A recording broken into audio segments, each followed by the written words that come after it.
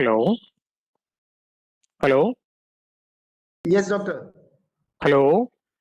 Yes, doctor, is audible. Hello. Hello. Can you Yes, hear me? sir. We can hear you, sir. We can hear you, Okay. sir. Sure, Can you sure, see sure. my sir. share? Thank you, sir. Can you see my screen? Sir. Yes, sir. Yes, Okay. sir. Thank you. Thank you. Let me start. It's okay now? Doctor, can you make it to put it to slideshow? Okay. Okay. It's in small size, no? Exactly, sir. It is in small size. Okay. Now it's come. Okay, sir. Okay, sir. Yes. Okay. Sorry for the inconvenience because since I am the new platform WebEx, that's the thing. It's usually we are using Zoom and Google Meet platform. That's the reason why some technical problems. Okay. Anyway, good morning all. And it is a wonderfully morning today in the pandemic. What I say, if you all the people are stay home, stay safe.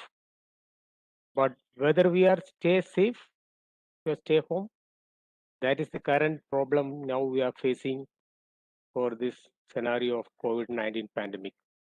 We are all staying safe, stay home, but we are not safe physically, mentally, socially, communally, and lot of issues, mental, psychological, physical, and that kind of problems makes us very difficult in the pandemic situations.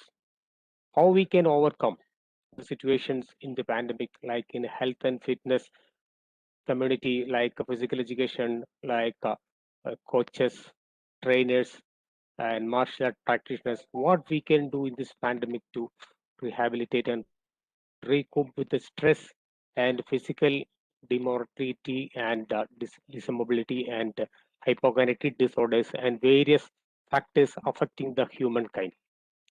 And now this is the current scenario of the situation in the world, the disease, what is progressing. This is the concept. There are all around the world, SARS, Nipah, so many kinds of diseases are spreading nowadays. Now, health is not a prime concern nowadays, rather than the immunity. Immunity is the best selling product in the global market. You see, the factors affecting the immunity and the health, there are so many factors. One among them is the parental factors and maternal factors. You should understand the reality of the human science and the human health. When a child is born, his birth starts from the beginning of the sperm from the male inserted into the vagina and into developed in the uterus. In the uterine life, the life starts. How can be healthy without a good sperm and without a good uterus? As you know, a seed grows in the soil. A seed should be a good quality and the soil have a good nourishment. Otherwise, the fertilized product or the plant will not have the healthy and it will not be fertile and it will not give you flowering. It will not be fruitful. Likewise, we have to go back to our embryonic stage, what I have to mention here. Then the sperm of the human being and the natural healthy uterus makes a healthy man. That's the message I have to convey you in this day. This has to be given in a particular sense and a particular kind of procedure and the natural way of living and devoid of any kind of diseases, any kind of mental illness, any kind of sickness, any kind of social disparity, any kind of fear, anger, emotions, stress, strain, anxiety, depression, all these things coming to factor when is counted within a health concern. We are on not only thing, the all the people in health and fitness, the what is the definition of health, World Health Organization, and so many other organization, health ministry, all people are describing health. Health is not a condition, it is not absence of disease. It is a state, it's a physically, mentally, socially, spiritually, and emotionally, all kind of well-being is considered as the health. As you know, is in modern ancient science, Ayurveda describes swasthya swasthya samrakshanam adurasya vikarasprasham. This is the means there are two branches in the science. One is for the preventive medicine, one is curative medicine. What is the preventive? What is means the swastha? Swastha means the healthiest person in the country, the healthiest person in the world. That is known as swastha. That is swasthya. That is the superlative degree of health. That is the samadosha samaknisha samadadu malakriya prasannatmendriya vadana swastamityabhivide. You have good digestion. Digestion is a keystone in the health process. Whatever you eat, that's what you are. You should understand. Your sperm, your uterus, your eyes, your blood, your heart, your lungs, your kidneys, and your liver, all organs comes from what you are eating and what you're consuming. That make the sense which organs come to create a healthy human being. So the food what you are intake, the physical food and mental food are equally important. That is the message I have to say. Lot of diseases are coming without the food also. That is mental conflicts. Nowadays, the people in India, all the world, fear to live. The Hindus and Muslims and Christians and Sikhs, all the people fear to live because of disparity, conflicts, which will affect the mental status, which will adversely affect the wellness also, which will cause illness. You have fear, you have anger, you have temper, you are anxiety, you are having depression. So many kind of factors will be affecting your immunity and your health pattern, even your genetic endowment, the genes which can change the mutations, which can create your good gene. If you are full happy, your gene will be happy. If you are angry with the other person, your all gene will be angry with each other. So this may communicate your decision and your parameters of the health. So the female sex cells, health of the uterus, regimen to during the pregnancy period. It's also great important. The regime means what you are eating at the time of pregnancy, the mental status of a pregnant lady. This has to be take into consideration, dear friends, physical education teachers. We are teaching the students, we are teaching the school children, we are teaching the coaching the sports person. Whenever the sports person or a student has to come in a healthy situation, then only we can create the into in the healthy fitness way. That is the important. You have to give the message to the pregnant woman and those who are getting married, the adolescent people, the healthy lifestyle, and that's go to their next generation. When you are having sickness, when you are having unhealthy habits, your unhealthy lifestyle, all this happens into your young coming generation and future generation also. This has to be given into message. Hello, any problem with the sound? Hello. No, sir, no problem with the sound, sir. Yeah, somebody has Okay. switched on their microphone. I request all the participants to mute their microphone so that the speaker Okay. can. Okay, thank you. And I want to say the human medical science. You have lot of medical science in this world, like modern medicine, Ayurveda, homeopathy, Unani, acupuncture, yoga, Siddha, so much, so and so. So what we need is the time. For the time is human medical science or human medical engineering. Where you have to know what is a cell, and you have to show how we respire. You have to show our how the health is working, how the heart is working, and how the blood is nourished, and essential elements, proteins, vitamins, fats, how the metabolism, how the excretion, when you are intaking a food into the body, how it is digested. When you are thinking about the protein, fat, vitamins, minerals, all things we are calculating and taking into the stomach, it has to be digested and assimilated and absorbed into your body from the gut and to the small intestine, and it will be absorbed to the blood, and it will be oxygenated blood from the lungs. It will be supplied to the heart, to other part of the body, and which will nourish your body. Unless you don't have a good digestion, you will not get a good health. That is the main thing I have to address. And what you are getting the food also, brain function also. You have a good brain function, the cognitive function and responsive function. All these things has to be developed by means of your food. That is and detoxification process also. And a lot of flawed ideas of health. We are being fooled. That is the thing I have to message today also.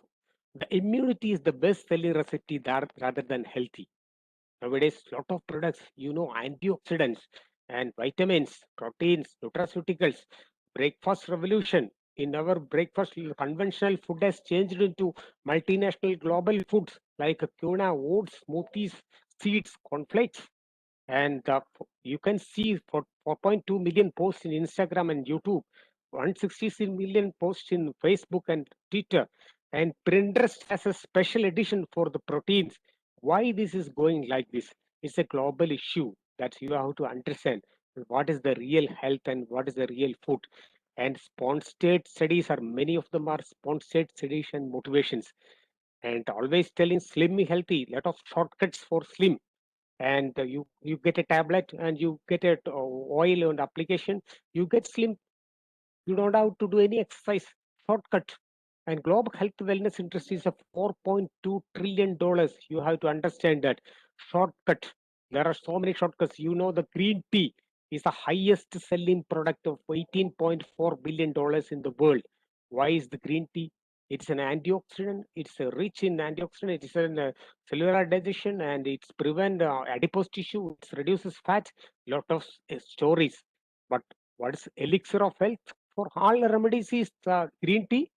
Whether you are thinking green tea is the only elixir, only improve metabolism like matcha and black tea. Normal tea and green tea doesn't have much effect. The theoflavin in the black tea and catechin in the green tea are equally safe. And gluten free. You might have seen gluten free. You lot of foods. Gluten makes lot of problems in the universe. They are telling that, but actually the celiac disease only 5% of the UK people and 1% of the US people, and less than 10% in India only celiac diseases affecting the largest extent. That is only you have to omit gluten. Otherwise, the gluten food has to be taken in every aspect. So this has to be done into commercialization of our food habits also. And whether we cow milk and the healthy response, whether you have tested our breast milk which you have fed in the infant stage or when we are growing up as children, whether any clinical study has done, it is time tested. It is a time tested and it is evolutionary, and we have proved that the efficacy and the scientific evidence of the breast milk, it is proved that it is nutrient and it is helpful for our health.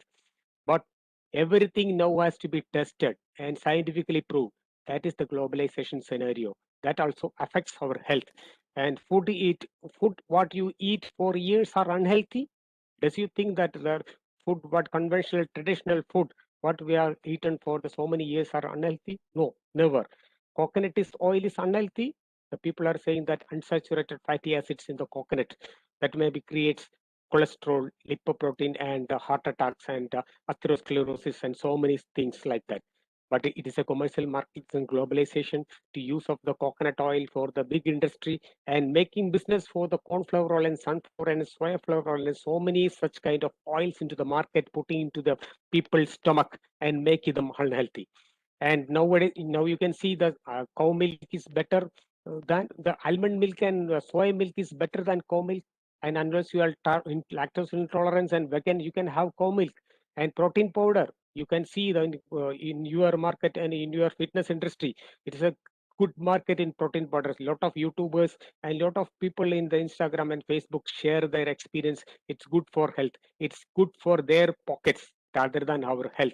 You have to understand they will be get paid 50 to 250 to 100 to $1,000 for each post, and we are in get fooled. That's the thing you have to understand from the study. Many of these studies are sponsored studies for the globalization. You have to understand, dear friends. This is the great impact that the people are now getting faced. What is the reality behind the good health and immunity we can buy from the market or from the shops? And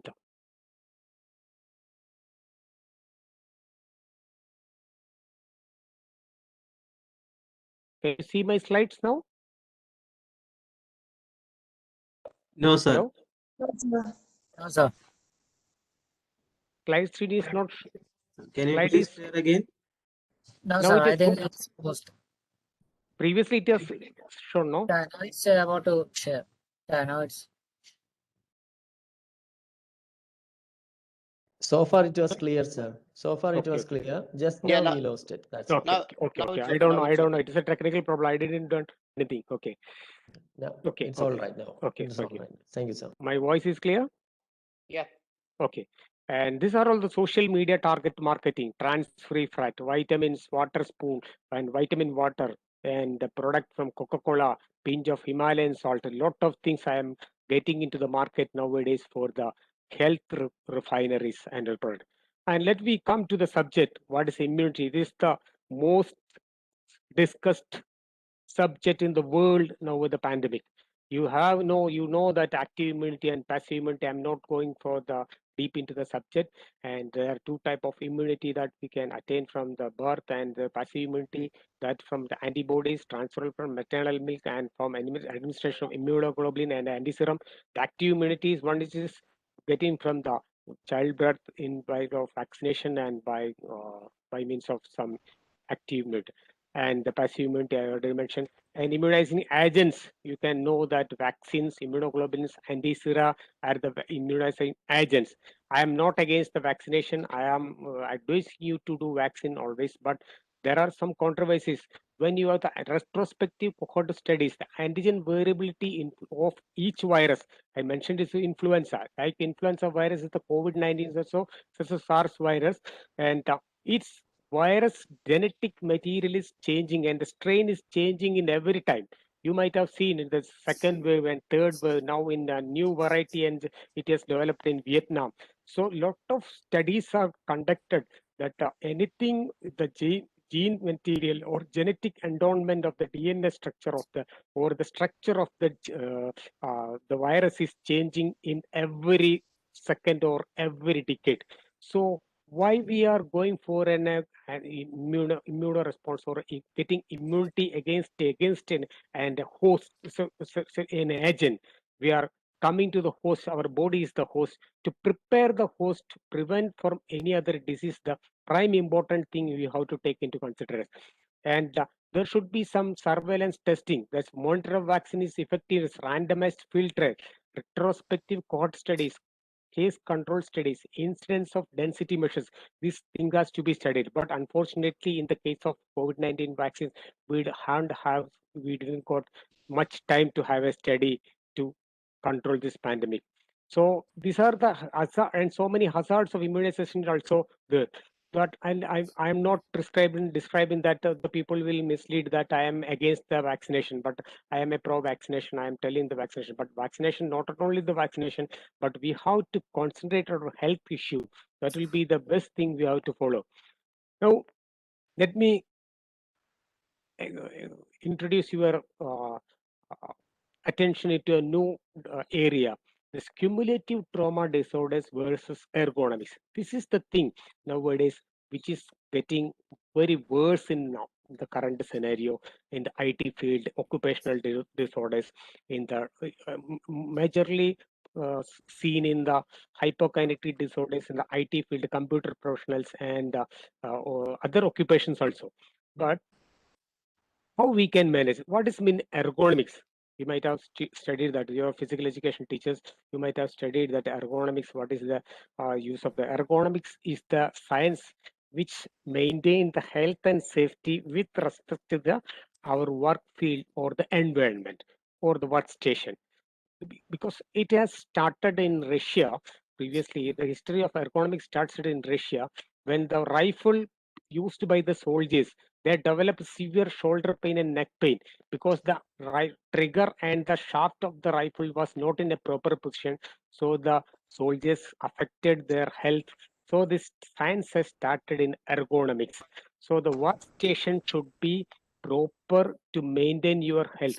That is the thing you have to go for the annotate. Once the annotation request has come in the screen, what I have to do? Approve, please.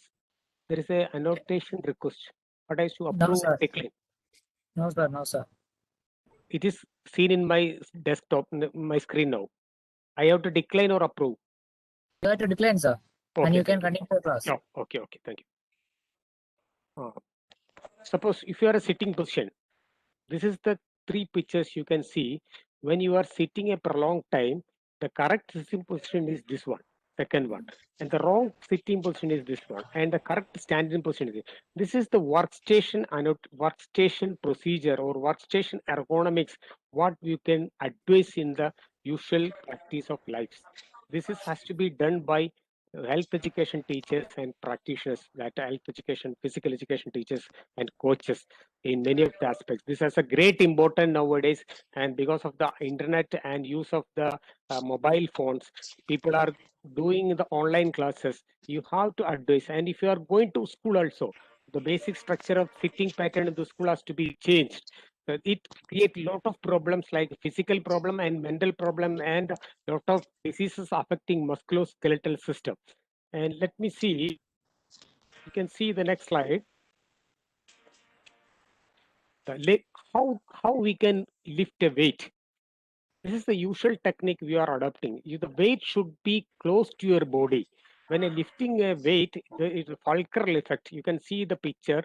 It should be close to your body, not away from the body. If you are putting a weight from away from your body, the fulcral load will be maximum on the backbone, and it will lead to back pain and so many other problems in the spine.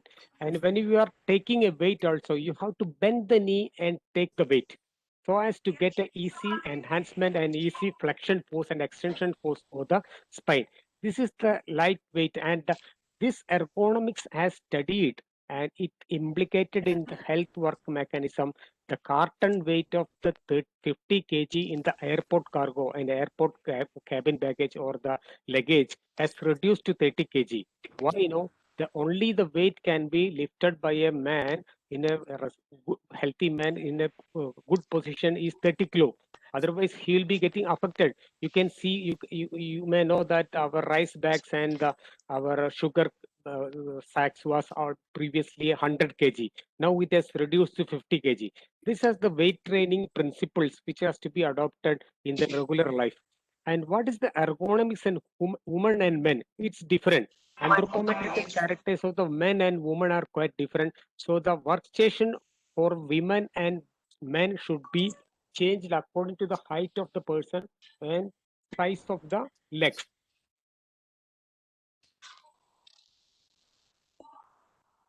And this is the example of proper sitting position in ergonomic chair.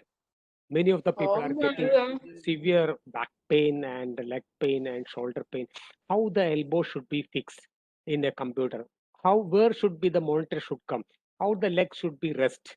And where should be the back and neck? This picture will show you how the steps you can attain in a workspace. And whenever you're sleeping, what is the good position for sleep? You can see the pillow which is put in the neck and the pillow which is put in the hip region also, and how the spine make alignment when you are getting sleep. These are the sleeping position keep you health in the ergonomics. And ergo schools, you have the greater physical education teachers has to concentrate on this subject, the healthy, wealthy being of the coming generation. Ergonomic seating position. When we are all children, there were procedures in the class: stand up, right turn, left turn, front, sit. In each and every class, the teacher will come to the class and tell. Nowadays, no such signs are seen in the schools because they are fed up with a lot of physics and chemistry, mathematics, and biology, so lot of things rather than the health. So the sitting position has to be changed. This should be. Unfortunately, our country is not having sufficient infrastructure in the school of the government sector many of the time. But you have to try the students maximum some kind of exercises, stretching exercises, which should prevent such kind of morbidity and musculoskeletal and spinal disorders in the future. I will show you in the slides in the last of this session. And this is the workstation which you have to be prepared in the classroom. And the school bags, that is quite dangerous nowadays. The school, they are carrying much load on the brain and much load on the back also. Now with this bad situation in the education system, the approximate weight you can bear of the LKG students are the first and second is 1.6 to 2.2. and class 3, class 4 to class 5, 1.7 to 2.5 gram. Up to class 6 to class 8, it is 2 to 3 kg. Up to class 8 to it is 2.4 kg. To 11 and 10th, 9th and 10th, it is 2.5 to 4 kg. And up to 11 and 12, it is maximum to 5 kg. Depends upon the body weight of the and the structure of the student also it should be considered.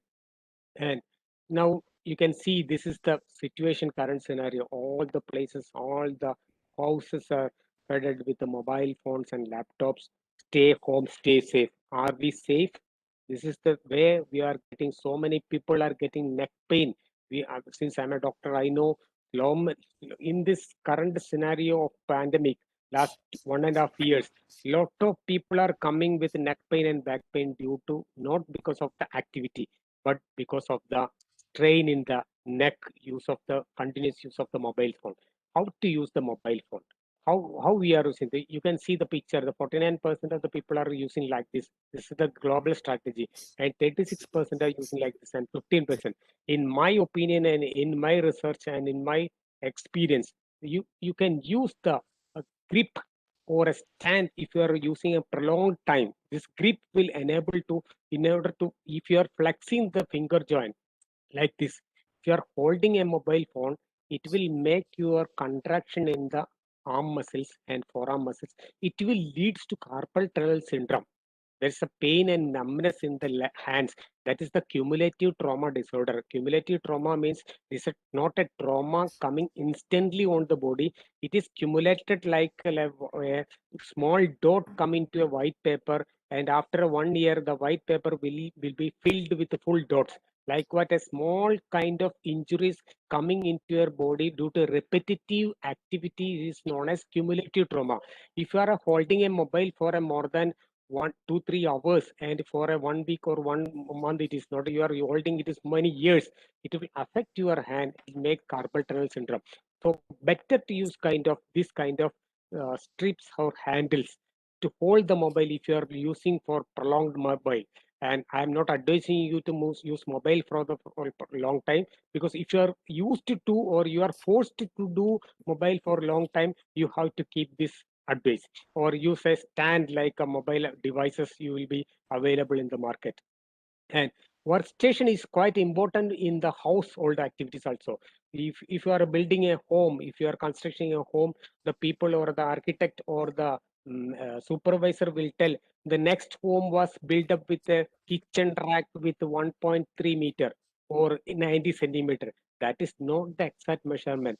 Who is the lady working in that home? What is the height of that lady? What is the limb length of that lady? It depends upon the workstation. On the kitchen rack and kitchen stand, kitchen table should be set in a height according to the particular person. A simple example, if you are bending the elbow, standing and bending the elbow, the table should come to the elbow bend position without any difficulties, without any free movements. That is the correct position to put a kitchen table in your kitchen. This also makes lot of problem in the housewives, because if you are putting washing and you are washing dishes in a bending position, makes back pain. When you are going for a treatment, it may not be worthful. You have to change your platform, you have to change your ergonomics, you have to change your workstation. Otherwise, the disease will not cure at all. These are the thing, home messages. And whether you are thinking that all the professions like doctors, physiotherapists, dentists are having this problem, many of the surgeons are using the ergonomics. The surgeons cannot stand for a long time, so they are also using ergonomic platform. You may see the dentist, they are always sitting and plucking, you are looking to your mouth and seeing your bending their neck and seeing your mouth and teeth. So it is making them problem. So this is the right kind of position that can be done in the dental chair. So the massage chair, and many of my patients are radiologists and echo technicians. How they know? Because they are using the ultrasound technician, and their hand will be spread away from the body and keeping the shoulder pain and the back pain. Always the many of the radiologists are getting the back pain due to the faulty ergonomics and faulty techniques. And now this is the picture. You should exactly note and save this picture as a screenshot in your window. This is the thing. What can you suggest in schools, computer, and professionals, all the people, irrespective of age and job and your destinations, whatever it may be? This is the exercises you can advise the people who is doing activity at home or school, whatever it may be. These are the 12 type of stretching exercises which may make you free from the neck pain, upper thoracic pain, cervical spondylosis, carpal tunnel syndrome, shoulder pain, so and so. You should please look at this. And if you anybody needed such kind of things, I will send you to personal also if you are sending my address. And ergonomics in the gyms also. You have been treated. Many of the physical education teachers are working in health club, gymnasium, and as a fitness trainer and health coach also. Excuse me. And I mentioned about the common cumulative trauma disorders. This is carpal tunnel syndrome. You may have seen it's a very serious problem. Patient is getting severe numbness and tendinitis. Tendinitis is also very common. Tennis elbow, golfer's elbow, plantar fasciitis, Achilles tendinitis, suprapatellar tendinitis. These are the tendinitis issues coming in the usual procedures. A common problem in the and back pain, shoulder arm pain, neck pain, and this kind of condition also comes as a cumulative trauma disorder, usually making faulty ergonomics. These are because of awkward position, excessive manual force, and repetitive action. And you can see how the keyboard can be used in a, you can see the good picture. If you are bending the forearm like this, it will make the congestion in the vascularity and the nerve conduction of the forearm and wrist will be disturbed. So this makes the problem of carpal tunnel syndrome in many of the patients. The numbness in the hand, pain in the shoulder, and severe kind of difficulty in holding pen and cannot write. And these are the conditions usually many of the ladies and gents. So mainly affecting ladies. So this is the right way to use keyboard in a computer. And the warning signs, how you are having an occupational disorder, the warning signs is numbness and tingling in the first three fingers, clumsy feeling of your hands, pain going up to elbow to shoulder, pain worse at night. These are the symptoms you just note when you are getting cumulative trauma disorder or a occupational disorder like carpal tunnel syndrome or like tendinitis. This kind of feeling or symptoms you will be getting. Then you should understand this is my problem, and you have to do that exercise as a preventive measure and as a treatment measure also.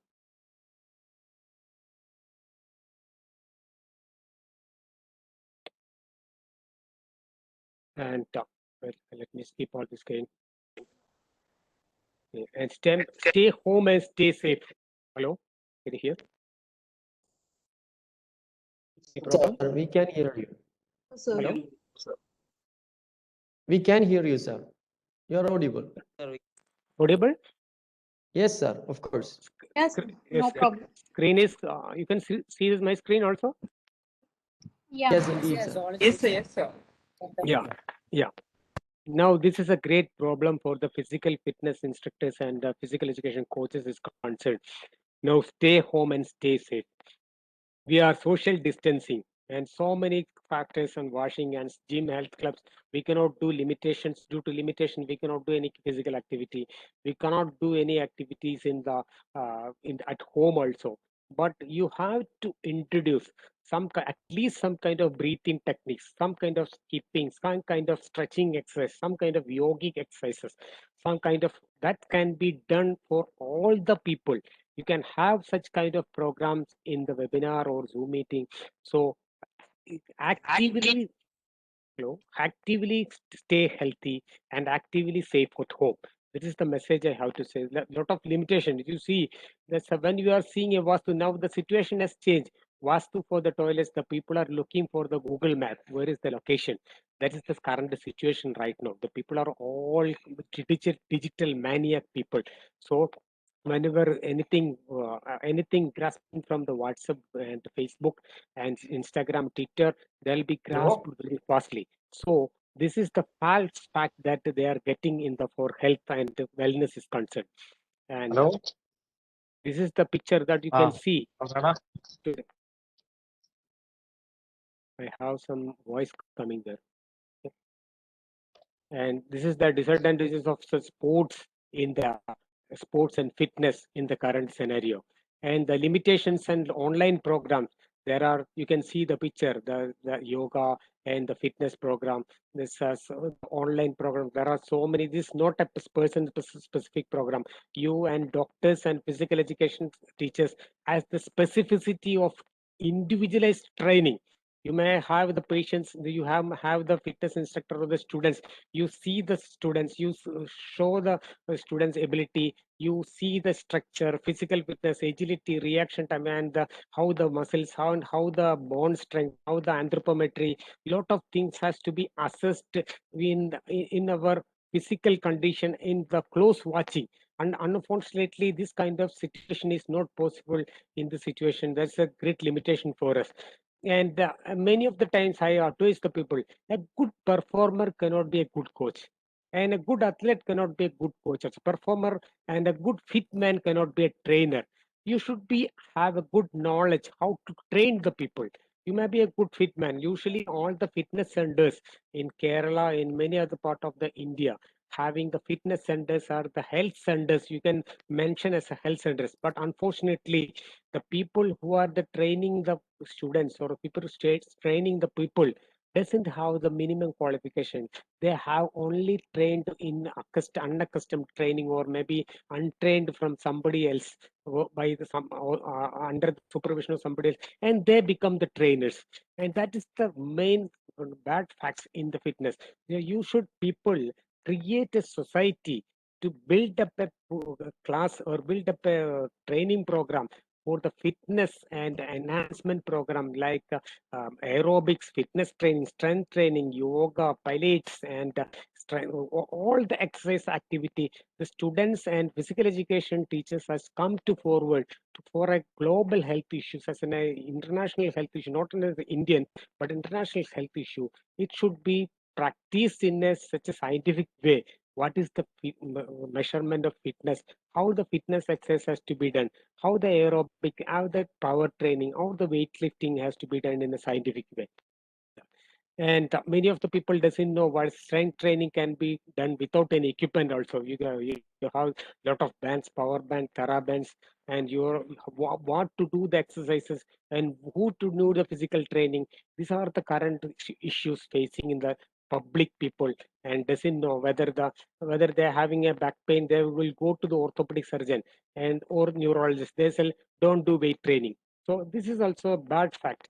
People are doesn't understand what is a fitness training, what is a weight training. This also affect the career, and this also affects the our professional skills in the fitness and sports field is concerned. So it should be a good thing. And this is a logical cartoon. My doctor told me to keep in shape. Well, this is my shape, I am keeping it up. So the people are like this. They doesn't bother about doing any physical activity. They are sitting in the home and do want to do something, and the shortcuts. That's why the global industry, I already mentioned the first, global industry is booming rather than the fitness because of the shortcuts. People are thinking that everything will be getting into health within a short span of time with the tricks and tips. And making a physical activity, well, there are 1040 1440 minutes of every day, 1440 minutes every day, but you have to spend only 30 minutes for the physical activity. This message has to be conveyed to the people. This message has to be, everybody know physical activity is important, but we have to create the awareness of the people. What is the our health scenario? If after the COVID, you physical education people has to do much, because a lot of respiratory issue, lot of locomotor issue, lot of problem with the fitness, cardiac fitness, lot of problem with the health related fitness is coming into the picture. So it is a great potential has to be done, and great responsibility on your hand to rehabilitate these people after pre-COVID and after quarantine, after the stay safe, stay home procedure. And the beneficials of physical fitness, all you know, it represents a lot of health issues. Once one scientist told one scientist has mentioned, is a physical activity or exercise can be bottled, it will be the best selling product in the world. That is a great slogan because people are going for the shortcuts. So if you're doing regular exercises, well, you are getting the heart, lungs, kidneys, arteries, bones, muscles, everything will be getting restored, and the people are getting mental health and physical and all being rooted in a cognition and emotional health also. That is the quite important emotional intelligence, and you will be getting good in the IQ due to the brain physical activity. You can see this video. This has to be implemented. I means illness. B means wellness. If I am alone doing this activity, you can't be in success. If we are doing in a group way, we can reach into success. This is the slogan, what we have to understand. The activity should be in a group participation so that everything should be enjoyed. Then the worth of the exercise, the worth of the program will be benefited for the community and the society and individual as well. So individual exercise program has a great defects, some kind of problems like discontinuity and the lack of motivation and lack of interest, and lot of things has to be hindering them coming to physical activity. But if you are creating a group of people with interesting logics, and so it will be making much more easier to create such group of exercise people into a general public. And the pre-workout action, you see that a lot of workouts, stretching workouts and strengthening program and yoga exercise. I will be briefly going off these both subjects. What are the stretching exercises and the strengthening program and the precautions, how we can do. And the stretches must be done in 30 to 10 to 30 seconds by hold, and 4 to 6 repetition, minimum 4 to repetition. And exercise should be done in a, hello, and exercise set should be done 8 to 2 repetition for a conditioning program, for a bodybuilding program. And weight training should be done for a 3-4 times and 30 to 45 minutes weight training per day, not more than that. Recommended weight training, it is 30 to 40, and you have to get a rest also, and 48 hours after weight training, and you could get a good sleep of 6 to 48 hours. Hello, you have to get a good sleep of 6 to 8 hours at night, not in the morning. That will be the body will be getting good recovery. And you have to drink hydration is also quite important. You have to take the water and how to take and the proper breathe out and breathe in. When the muscle is contracting, you have to breathe in. And muscle is stretching, relaxing, you have to breathe out. That will be enabling you to get the easy recurrence of the cardiovascular endurance. Nowadays, this has to be given most important. The people are getting COVID-19 and pandemic, getting a lot of problems in the lungs like pneumonia, vascularization, and fibrosis of the lungs. This has to be treated in such a way that you have to give breathing exercise, deep belly breathing exercises, which leads to increase in cardiovascular endurance and the respiratory volume, and it will increase the vital capacity also. There are a lot of pranayama studies as conducted in US that it reduces stress, it reduces the adrenergic activity, it reduces catecholamines, it reduces free radical circulation, and it reduces fight-flight response. So breathing exercises should be incorporated with all the training, whether it is physical exercises, whether it is weight training, whether it is martial arts. You should follow a breathing pattern so that it will get a good education system, good physical education, good physical activity, and eat good diet. That also be given in a good diet, and that is not because just before the exercises. A hard food has to be taken. Hard food and heavy food has to be taken 4 to 6 hours before any heavy exercises, and 45 minutes you can have small snacks and light food also. And personal training should be in getting it. Don't do much exercise. If you are getting much more exercise, it will be making much more injury. and provide motivation and individualized program and improve general techniques, efficiency, and workout safety. And you all the people know the cardiorespiratory fitness, muscular endurance, muscular fitness, flexibility, and body composition. These are the five elements of health-related fitness. And physical activity pyramid also, I am just skipping because of the other important subjects is coming. And reversibility adaptation. Reversibility adaptation has to be taken in a good sense. The body adjusts to the physical activity, fitness revolution. If stop exercising, if you're one, the people always tell, I am doing exercise for the last 3 months and I stopped for 2 months. If you're stopping exercise, 50% of the fitness improvement are lost within 2 months. And not all the physical activity should be done in a continuous manner and a regular basis.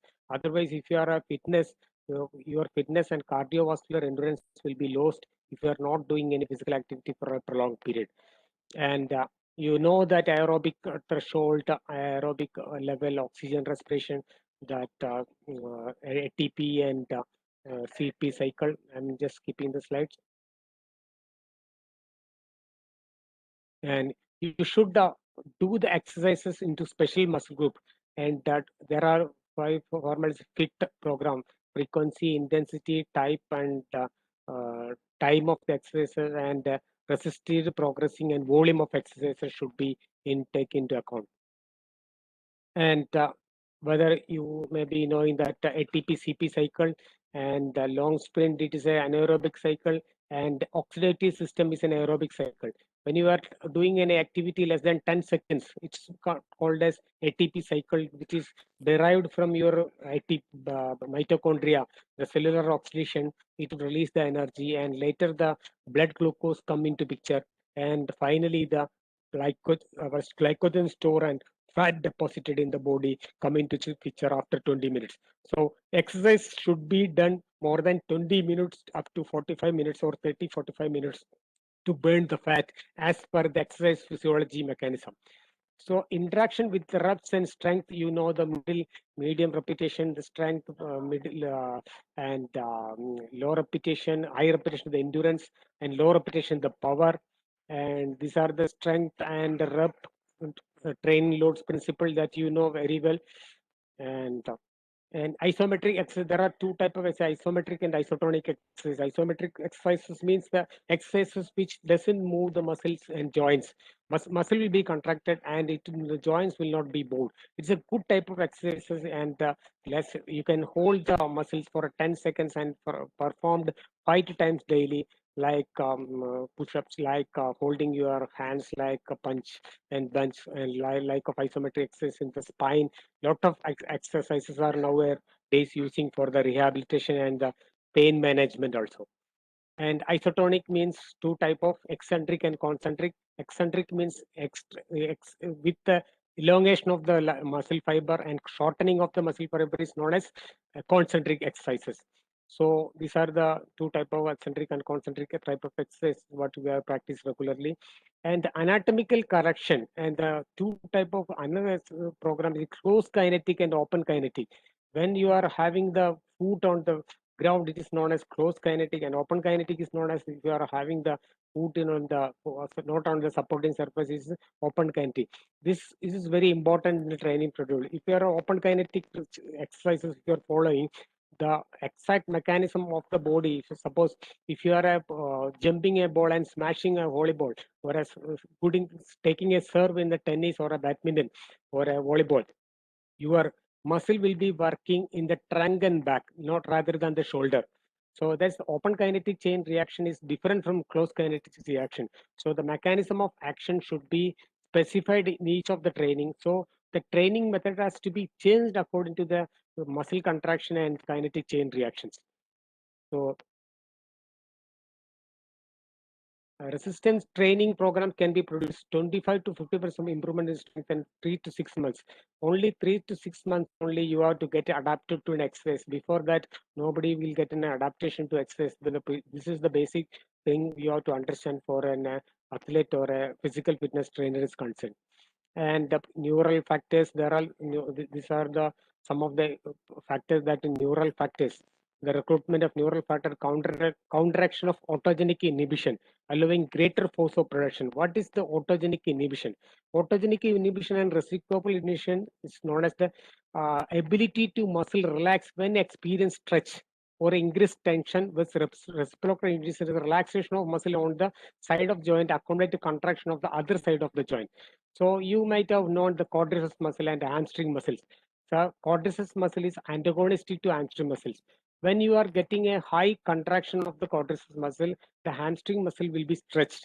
So the proper rehabilitation, proper strength training of the quadriceps hamstring ratio should be there. Otherwise, you will be getting back pain. Many of the patients getting gymnasium health club training getting back pain because of the hamstring tightness. This is the great important you have to look into. And quadriceps hamstring ratio is quite important in the athletics and the fitness training is concerned. So antagonistic muscle group and reverse counteraction and autogenic inhibition is a great important when we are training the athletes. And hypertrophy, when you're doing the exercise, the muscle getting will be hypertrophied. Atrophy is the muscle getting wasted.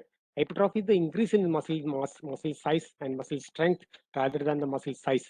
And transient hypertrophy will comes in the muscles due to accumulation of the blood plasma interstitial space of the muscles. And chronic hypertrophy will increase the muscle size. If you are having transient hypertrophy, it may be due to the fluid in the muscles. It is a initial response of the exercise. But chronic hypertrophy is the muscle size along the term resistant training changes number of muscle fiber, that is known as muscle hyperplasia or size of muscle fiber, or known as muscle hypertrophy. And testosterone is also in a very important role in muscle hypertrophy. That's the reason why so many athletes and bodybuilders are using testosterone injections for increase in the muscle mass. So this is the dramatic picture, the muscle hypertrophy of sarcoplasmic hypertrophy. And let me go to the section and how you muscle content.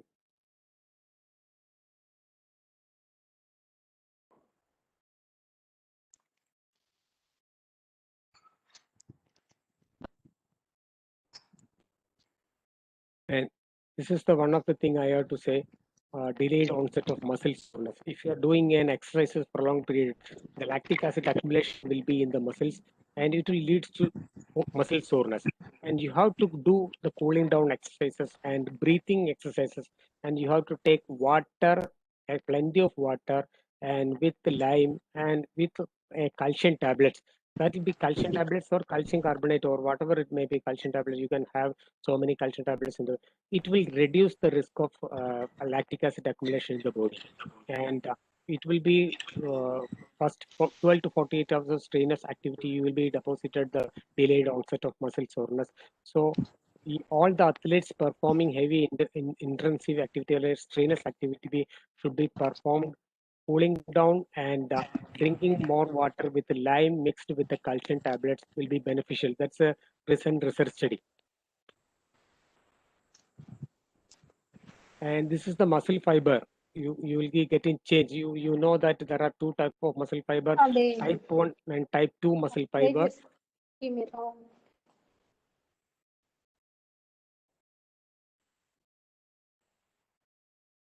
Hello, can you hear me? Yes, sir. Yes, sir. Yes, sir. Yes, Yes. Okay. Yes, sir. Yes, sir. The resistant training, how it is be periodized. The periodization, you know the cycles of the periodization, how the resistant training has to be given to the person and when it has to be given. Usually the resistant training has to be given not only with the weights but also with the resistant band and power band.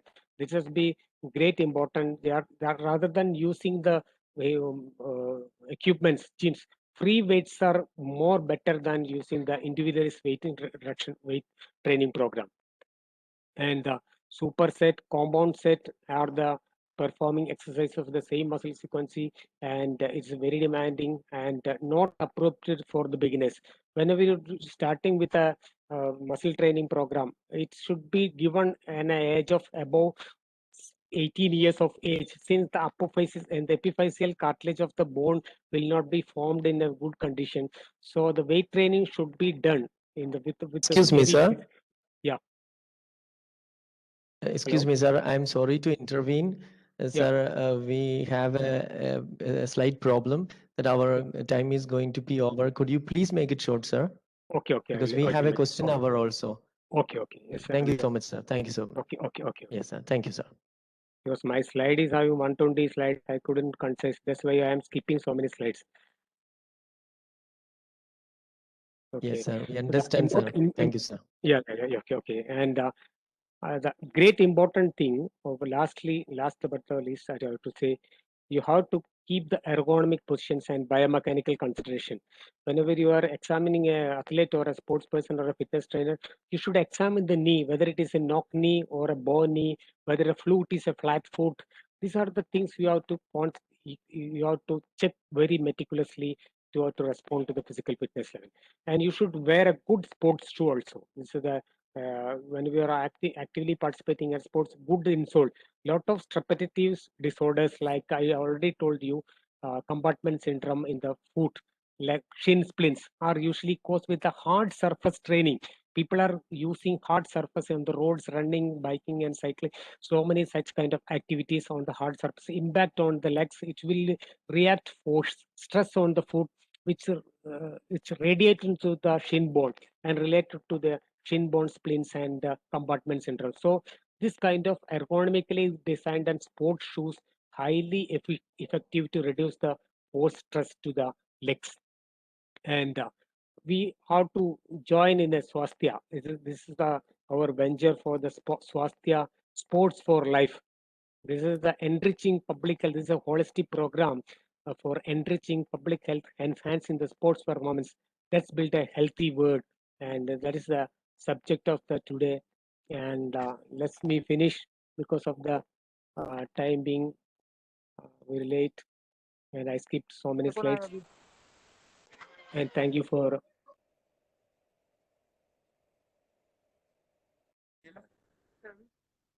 Thank you, sir.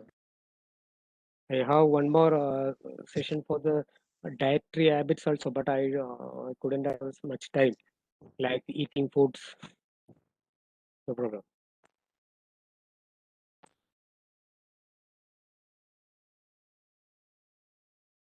Okay, I think my time is over, and we can have the discussion session. Those who are having any doubts, they can comment it in the chat box. Anjana, there are few queries in the chat box which you can ask the resource person. Okay, sir, excuse me, sir. We have a slight problem, sir. Our celebrity guest is waiting. He has already taken an appointment at 11:40. He has to leave. So could I please introduce him first and go for the question answer after the session, after the introduction? Okay. Thank you so much, sir. Thank you so much. So now we will introduce the person who is waiting for us. Thank you, sir.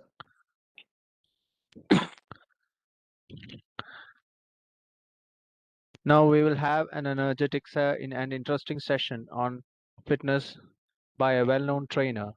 He is none other than Mr. Ajit Babu, founder of Lift. He is mechanical engineering degree holder. Now he is Kerala's renowned fitness coach. Lift is the vision he saw in 2014.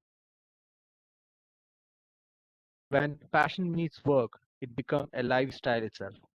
He knew how health is marketed these days, and he needed to be the change to what he was lacking when he chooses health over money. The fitness should be accessible to everyone, everywhere, regardless of income level. That is the birth of Lift.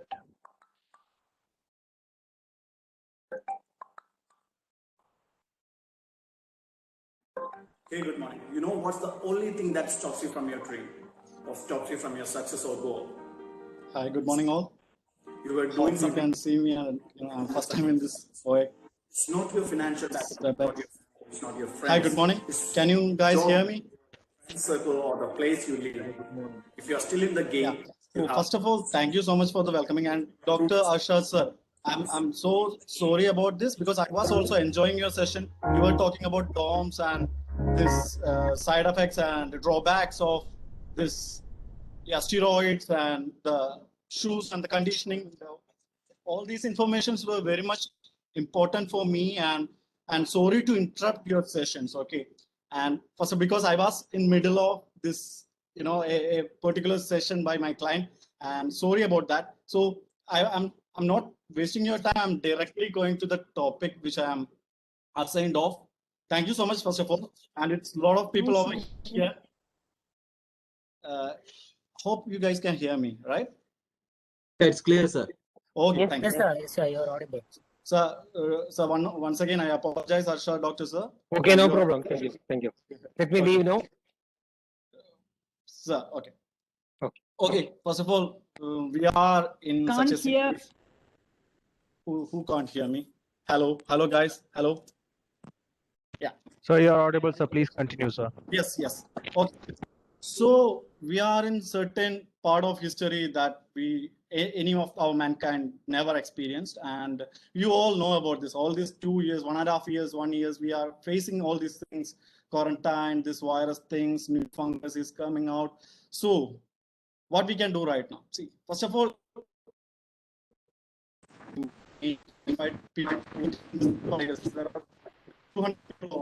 so I'm a trainer. I know my scope of practice. It is very limited. So I want to share my experience, my thought with you guys. Okay. So I'm not here to make some point like this is going to be like this. No, I'm no one to say anything authentic, but I just want to be a person like a normal common man to share my thoughts regarding this. So let me start with this. Imagine it's a monsoon season, right? And you guys want to go out. Okay. What you will do? Okay, you know that it's going to be rain, maybe it will be rain. So if you go by walk, you will take an umbrella. If you go by bike or two-wheeler, you will take a raincoat. The same way, there is a pandemic out there, so you have to do the enough precaution. That is the best thing you have to do right now. Take precaution. And if you go out without umbrella and it is raining and you go drenched, what will happen? You cannot curse the rain that, oh, it's rain. It's natural. It can happen, So what you have to do is take enough precaution for that. Okay, if you get drenched, what you have to do? You have to clean it up. You have to, wipe your head, and you have to clean it up, and you have to go with your things. That is what happened when virus comes. I'm not making it into small. This virus is not more small, because even if you can wash with soap and kill this virus, but this virus stop stock markets, world countries, flights, big businesses. So I'm saying that this virus is like, it's a real threat, but it's a small virus which we can kill by using soap. So if you got fever, what you have to do? You take enough precaution, and you get out of that fever. Okay, if you are not caring that much about that fever, it will become pneumonia or some serious issue, and you know how you will end up. So first of all, our health is an armor, an arsenal to protect ourselves. Imagine you are going to boating. Why you wear life jacket? You know that you are not going to fall inside water. If you fall inside water, what will happen? There is a life jacket. That is our health. Health is our life jacket. And why we have to take this life jacket for necessary now? Now it's a necessity. It's not a luxury. Before, like, I don't know, in 2013, when I came to fitness training, nobody knows that what is fitness training, because it is just for people who going to gym and do bodybuilding, build biceps and chest. Now it is a necessity. It's a part of our lifestyle. Okay. So I'm directly going to the topic, what we can do at this situation, because gyms are closed. Everybody is in home. A lot of people are staying in apartments. So we have limitations to that, to do some activity. Start with this. Can you do a 30 minutes of exercise for 6 weeks a day and take 1 day rest? I just want 30 minutes of activity. What activity we can do? Activity can be anything, any voluntary activity. You can dance, you can do Zumba, you can do yoga, you can do body weight exercise. You can check some YouTube and, you can do some stretching, Pilates, you name it. If you are moving, your heart rate is rising up, that means that you are burning some amount of calories. I'm not going into detail because we have time constraint, but you have to, increase your heart rate, and you have to move. You need some friction. You have to get up from the couch and you have to move. 30 minutes is not an excuse. So in a week, you have to use your 3 hours of a week. How much hours in a week? Yeah, it's 168 hours in a week. I'm asking just for 3 hours, you have to move.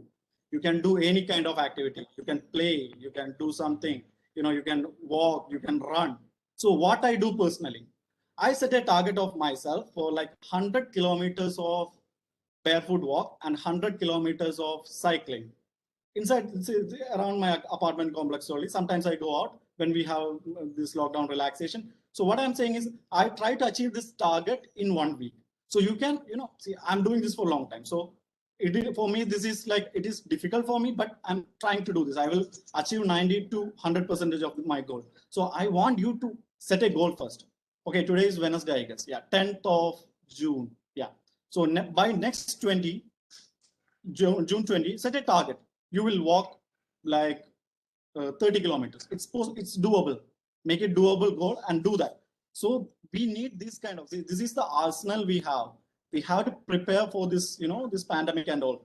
So what happened if a virus attack us? What will happen? The body will suspend all the other activity, not completely, but they will try to reject this foreign body. So it needs a lot of energy for our body. So for that, our muscles, our internal organs and heart, everything have to be conditioned. Our lung capacity, you heard about this VO2 max, like our oxygen level capacity, which is the most abundant, most valuable thing right now is oxygen. People are running out of oxygen, liquid oxygen, and oxygen is abundant. But we have this shortage. Nobody think about this because at the year of 2000, some people say that you have to buy oxygen from oxygen parlor. Nobody believes this. Now in Delhi, they have oxygen parlors. So we don't know what's waiting for us in future.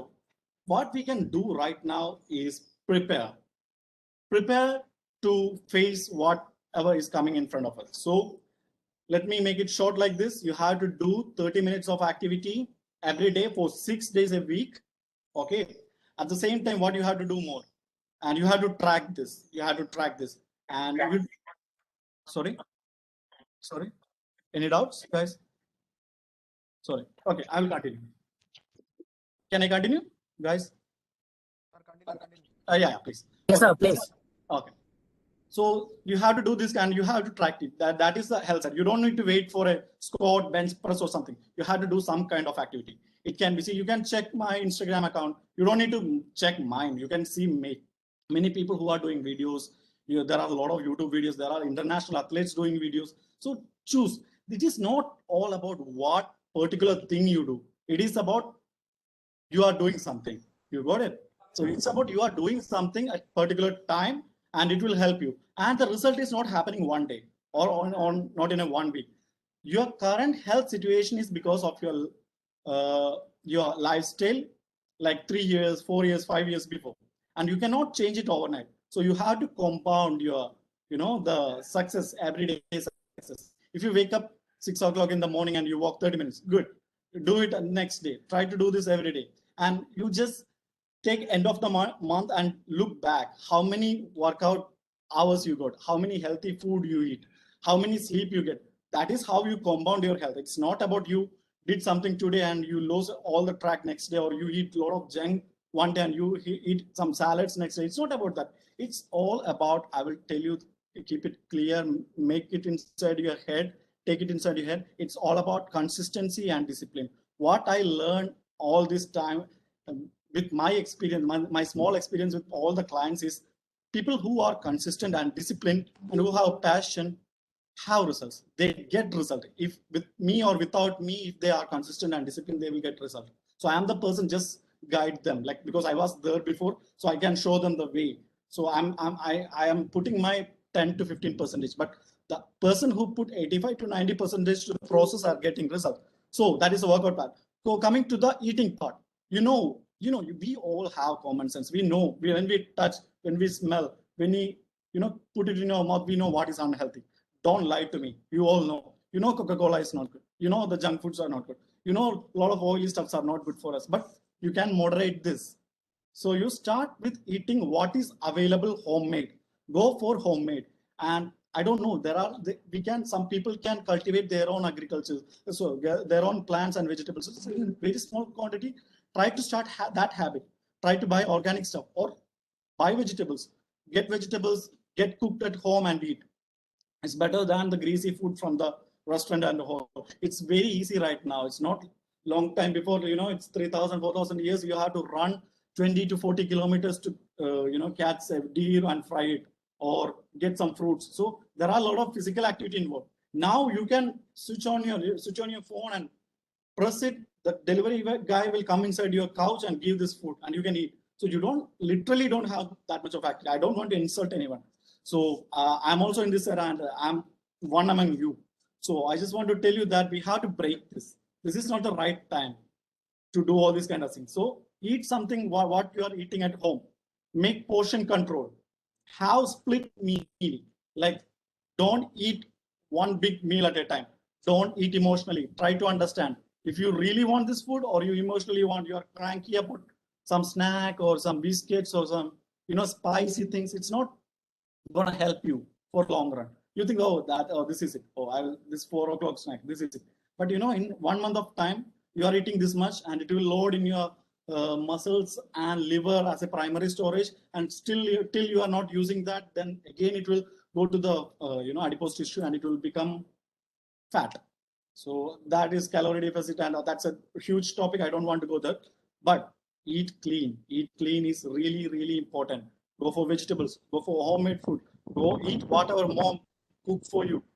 But doesn't mean that if she cook a lot of cake for you, don't eat all these things, but just try to understand what you need. There is something called calorie deficit diet, that you need particular calorie for a day to survive. You have to eat just a little bit below that. That I can explain different time.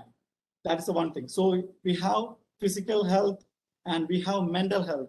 Guys, this is a lot important because a lot of people have good body, good physique, good muscular mass. Like even the bodybuilders are dying. So first of all, your body, how you look, don't define how healthy you are, how fit you are. I know very fit person than me. I have big biceps and just maybe, but there are lean person who can run 3 hours without stop 42-kilometer marathon. Without practice, I cannot do that. So I think these guys are more fit than me. So don't look at a person and judge them that this guy or girl is fit or not. So it is not defined. Your fitness is not defined by how you look, how much you weight on a weighing scale, or how you look on the mirror. So what I'm trying to say is, it is not a competition with any other person. Look at you, whoever it is. I can see a lot of Regin Tommy, Abhilash, Ibn Sakriya, whoever it is. Look at the mirror. Try to improve 0.5%. Try to improve 1% a day. That is all you need. It is competition with you. And in this pandemic time, this is going to help you. It's not just for you. Don't be selfish. It's self-love. You are protecting yourself. So if you are well, you can help others. Help others means you can help your dear one, your partner, your family, your brother. When a pandemic came or when everybody is affected, if you are healthy, you can help them. That's a social responsibility. That's a responsibility of a person. If you stay strong and stand tall, it is good for you, and you can help your parents and your elders, your relatives, whoever it may be. Okay, and we have to set an example, guys.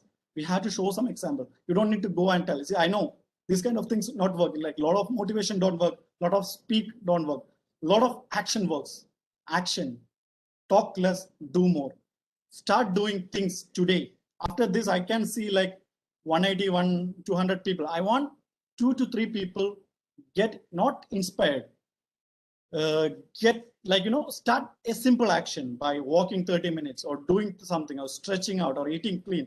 That is enough for me. So I want you guys, you don't want to, take me as like, a professional want to say something. No, I'm a common person, want to tell you something that you take action, you will have result. And it is always positive. Nobody die because of good workout.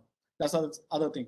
So that's the part I want to say about the fitness and the mental fitness. You have to stay strong here, whatever happens, you have to stand tall. this pandemic, this situation, the uncertainty, what happened to my studies, what happened to my career, what happened to my relationship, what happened to this, that. There are a lot of uncertainties. World don't know what will happen. Nobody know. In 2022, there will be a FIFA. I'm also concerned about this.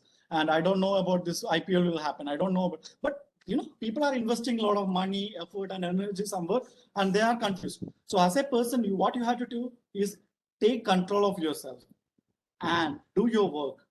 Be hopeful. That is what we can do right now. If you are mentally not fit, you cannot be proactive. You cannot think healthy. You cannot help others. You cannot help yourself. So you should be mentally fit. So that I suggest 10 minutes of meditation. Meditation can be anything. Just sit and relax. Just breathe. Just listen to some app, something like relaxing audio. Give 10 minutes for yourself. No work, no Instagram, no Netflix, nothing. Just 10 minutes, set ideal and say gratitude. Can you, first of all, I want to tell you this. I want to start with this. Actually, the doctors, first of all, thank you so much and I forward my gratitude, all the doctors, nurses, health professionals, frontline workers, everyone the cleaning department, the police department, who are in front line. Because of this, we can sit on AC and conduct this and discuss about this. They are in war front. They are protecting us. So huge respect to them. So how we can help them? Virus is not spreading. I read it some, troll or meme somewhere. Virus is not spreading. You are spreading virus. Virus is here. Virus is here. These two viruses, they cannot travel alone. A lot of people, this is arguable that it's airborne, but I don't know. But these two people have to come together to pass this virus or spread this virus. This is how it is working. So you are the reason. I am the reason. You are the reason. We are the reason this virus is spreading. So we have to be conscious and we have to be serious, guys. We cannot push it so long because a lot of middle class people, lower class people, and the upper class people, everyone is suffering from this, and elders cannot withstand it. Now I'm hearing that this third wave is going to hit these children, and it is so much, irritating for me. So I don't. I just want to tell you. I want to conclude you this way. Do physical activity. Eat clean. I know it is very minimal information. You can come to my Instagram if you have any doubt and write me over there. And you have to eat clean. And the mental health is also important. Each one, teach one, support each other. And so much, I'm so happy I did mechanical engineering. And I don't regret about this, but I really want to study in this kind of college and get knowledge from these kind of professors all over the world and all over India. And excellent session excellent slideshow from this Dr. Sir. I was really enjoying. And I'm between my session right now. And thank you so much for having me. And this host also request about the experience with the celebrities. I'm training Prithviraj sir. I'm between his session right now. He gave me permission. Thank you for him. He gave me permission for this seminar to attend for 10 minutes.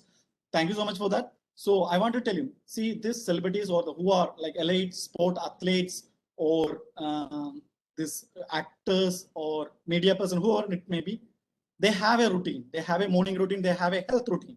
Okay. So I just want to tell you that they have an end goal. They keep a goal like this. They set a bar like this. It's very easy for me to work with them because they come with precise, goal-oriented thing. But a different person come, I'm not blaming, but they don't know. They come to me and say, Ajit, I want to lose weight. Okay. They are not telling when they want, how they want. They just give me this short information. Then I have to investigate. I have to make a reportage. I have to make investigation. I have to make planning. I have to make action. So this elite athletes, they know, they are well focused about their goals, and they know they want this in certain time. Maybe a sports person want to perform in a certain day. A actor have to show up in a certain character by this time. So this is how it is. This is the experience, and I have very good experience. I have very good exposure. Because of this, I have had this exposure. You guys invite me. I am a normal person living in Kottayam with some fitness experience. Thank you for having me. Thank you so much. Thank you, Dr. Sir, for listening, and everyone, each and everyone. Stay home, stay safe. This time will pass. We will all will overcome. Thank you so much, guys. Okay. Thank you very much, sir, for your valuable words. All the very best for your future ventures. Thank you. Thank you.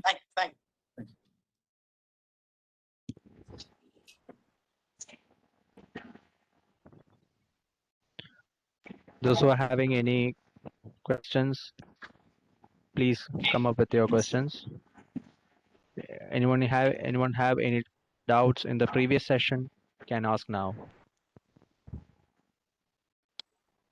There are three questions in the chat box. Hello? Hello, Arshad sir.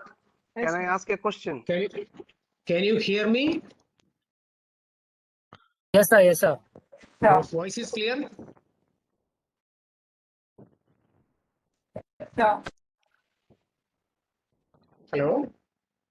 Yes, sir, you are audible. We can continue. Yeah, Arshad okay. sir, you're audible. Can I ask a question? Myself, Augustine George. No, I've seen three questions in the chat box. One question was, can yoga do something for ergonomics, good for ergonomics? Definitely. That's my second part of the slide was that related to that. Yoga has a great role, can be done lot of significant lifestyle changes and muscle flexibility to the ergonomic changes. And like a lot of stretching, like a lot of postures that will be accompanied with breathing exercises can work much better in ergonomics rehabilitation. That is the first question. And second question was an interesting question. This the quality of the sperm is and the ova is a good question. Interesting. Very important for the birth of young ones. So should we marry early? That's the question. This is the good answer is exactly. We should marry early. That is the right being a good sperm and good physical health and a good uterine contracture and muscle strength when you are getting pregnant and lot of things advantages are there if you are getting early marriage. Nowadays, lot of cases of infertility and miscarriage is quite common because of the late age marriages, especially in girls. So better to marry in a early age means not less than 20. I mean not less than 20, 22, 23, below 25 or 26 like that. Don't be take time more than 30 years or something like that to get a first childbirth. And one third question was how the stretch marks comes in the after bodybuilding. The stretch mark is a mark which is due to the collagen fibers embedded in the muscles, which will be expanded, and the skin is cannot expand in such a way that the marks will be produced on the skin. It's not a defective, but it's usually as a result of the weight loss program and work training, weight training. The stretch mark usually is found in people, especially in shoulder and many other places. Even in pregnancy also, you might have seen in the stomach of the belly of the ladies, it's stretch mark because of the increase in muscle strength, stretch and the inability to accommodate the muscles fibers. That's the reason why stretch mark comes. To avoid the stretch mark, you should take good plenty of water, vitamins, zinc and vitamin E, and apply oils. External application of oils will be beneficial for and ideal good natural resource of diet with protein, vitamins, that what we see in leafy vegetables. Those are very good enough to treat stretch marks in the exercises. These are all the three questions seen in the chat box. Any questions you can ask me directly. If I know, I can answer. But otherwise, I will answer with my mobile number is mentioned there, or my email ID also. You can contact me at any time or any moment, and you can WhatsApp me also.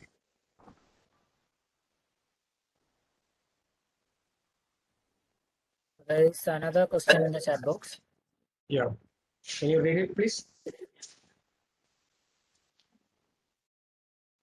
That lifting weights are growth for children, but the Rory man and other children is lifting weights with good form and they marking our muscles, bones and tendons more strengthened than other and lifting children.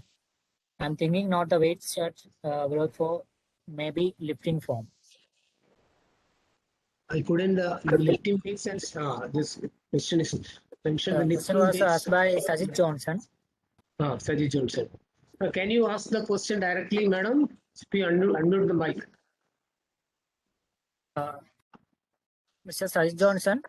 Yeah, I'm telling that sir mentioned that the lifting weight is stunt the growth for the children. Yeah. But in Western countries, the number of children lifting weights with good form. Yeah.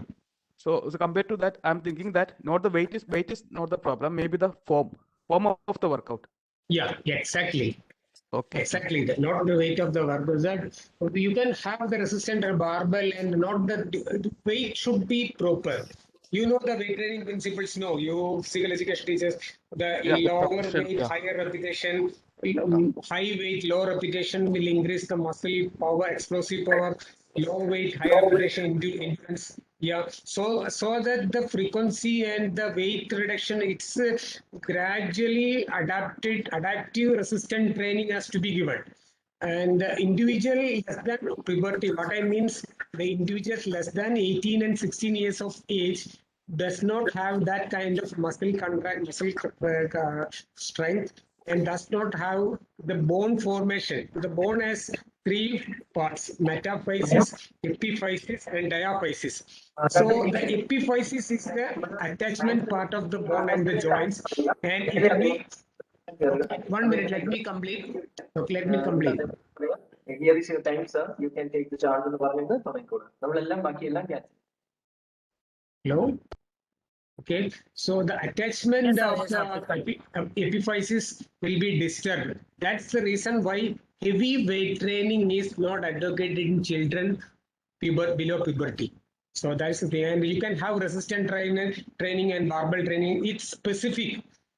Yes, everything is specific. You know, the training and overtraining and detraining is a critical area. You know that very well.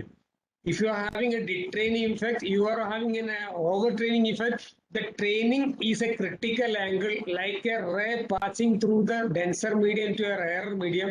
The ray will not be refracted into any way. That is known as critical angle. So the training should be not overtraining, not lower training or hyper training. That should be taken into account. Any other questions? I have a question. Excuse me, sir. Excuse me, sir. We have our next session. Professor is waiting, so we have already close to half an hour extra. So kindly wind up the session of this, and we will go to the next part. Okay. Thank you. Can you please give your number in the chat box?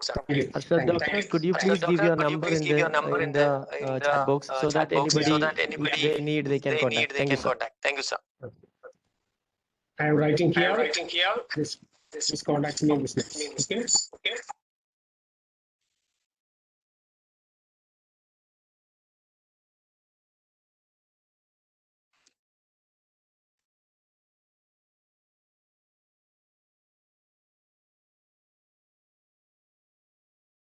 Thank you, sir. Thank you. Thank you very much, sir, for your valuable words and time and valuable session. We are moving to the second session of the day related to pandemic and mental health. As we all know, COVID is creating a havoc among us today. It is not just health, but also psychological aspects too. Many of us facing challenges and can be stressful, depressive, and strong negative impacts.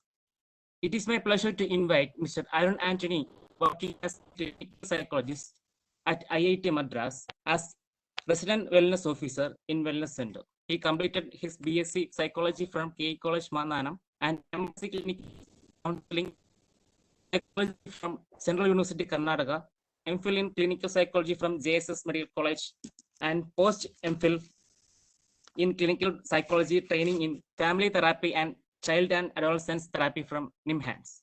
It is my pleasure to welcome Mr. Arun Antony to share his thoughts on pandemic and psychological health. Over to you, sir. Thank you, Arash. Thank you, Arash.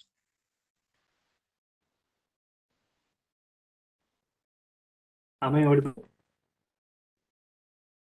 Yes, sir, you are. You are. Okay. Okay.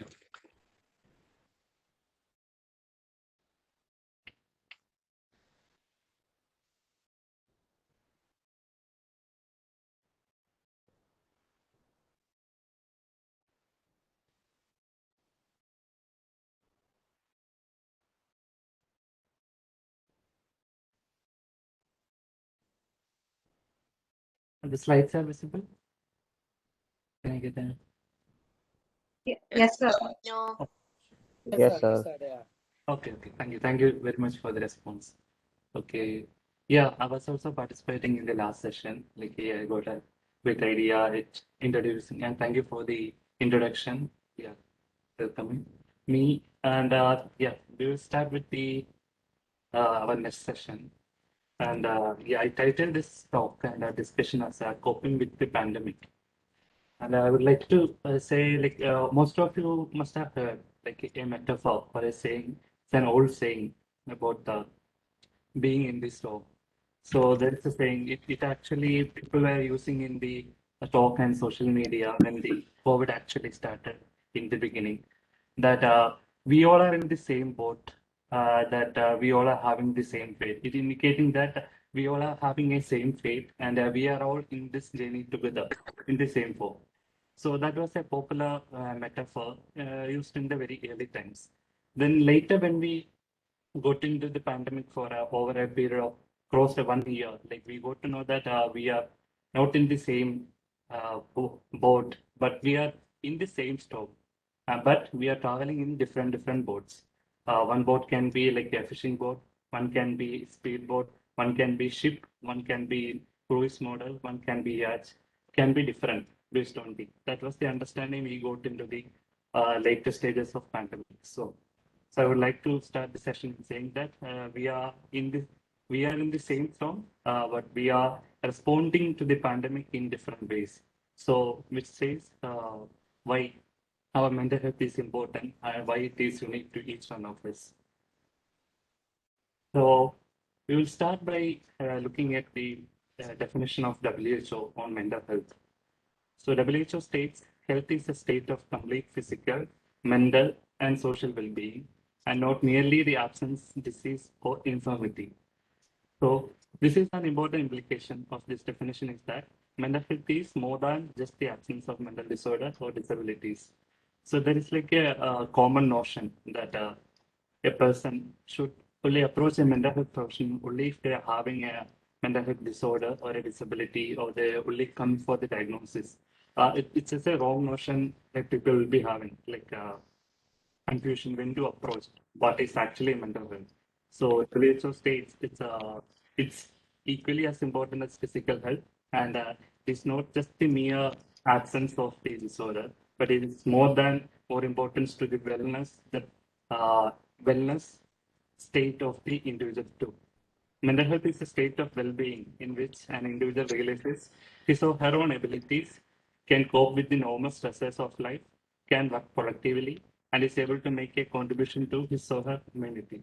So this is actually what mental health is. It's a thriving process. It's not like a state. It's like a thriving process too. Not only like it's thriving to be well-being in different aspects of our life and trying to be productive and trying to make a contribution to the community.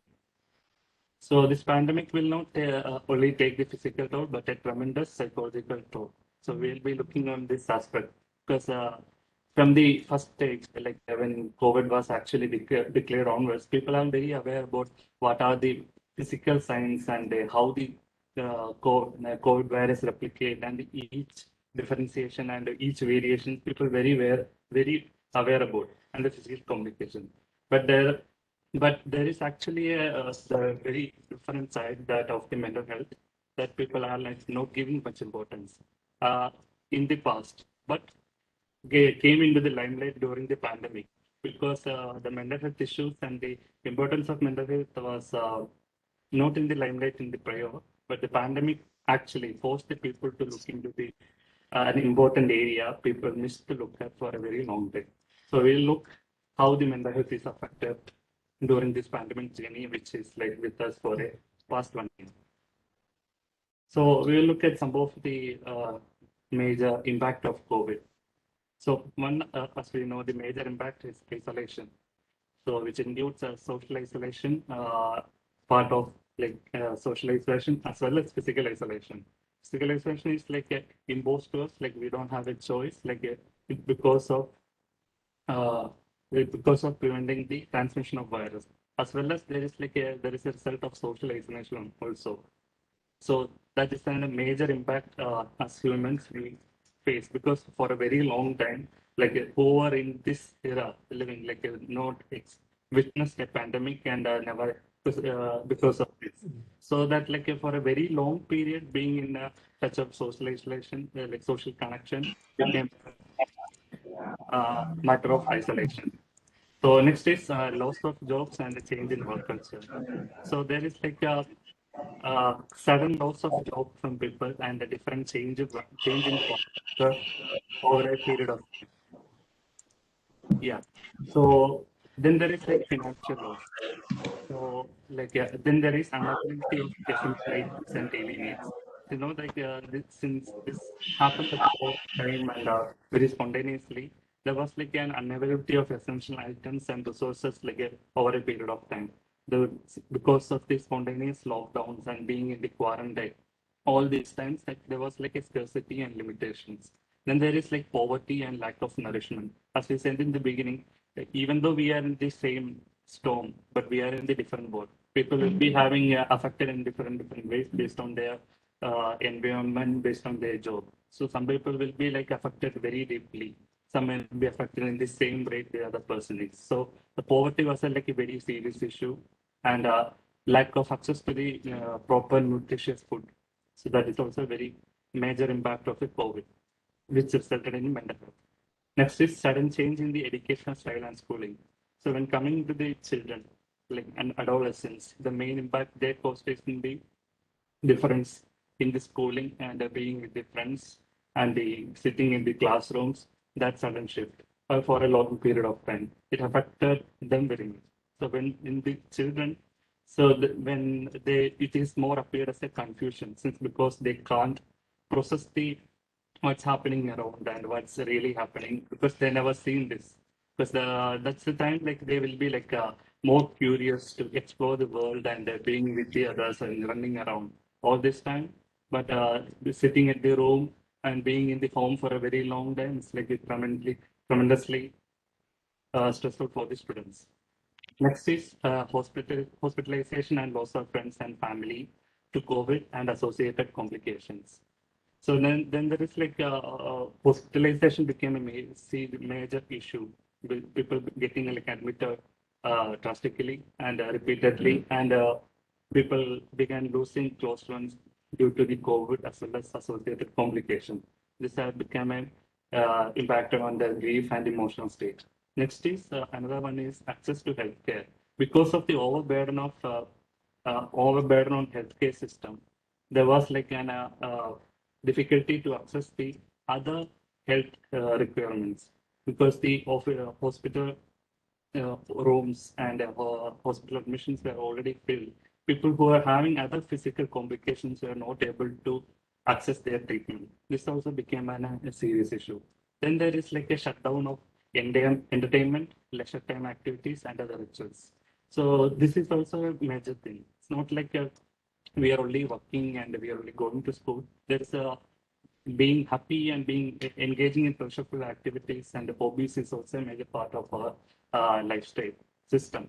So when there is this pandemic happened, there have been a toll on this side also. There was a total shutdown of like theaters, gym, the hobbies or clubs or libraries, like people are not able to. Then there is like a religious places like church, temple, mosque, all got shut down. People who are already been in that process for a very long time because of habit we know. So they were like a sudden shift of habit and rituals. It became a very stressful for the people.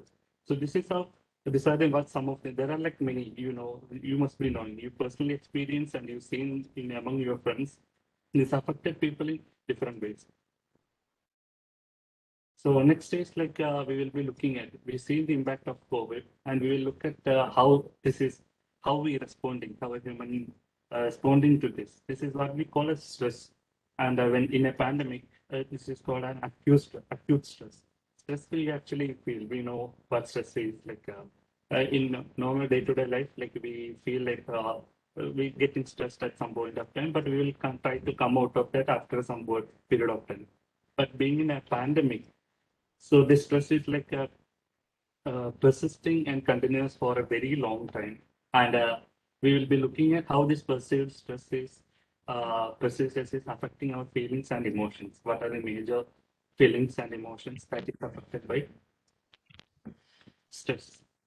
First is worrying and anxiety. So that is the major uh, indicator of being in the pandemic when the research and studies happen. So worrying is the main thing actually found out.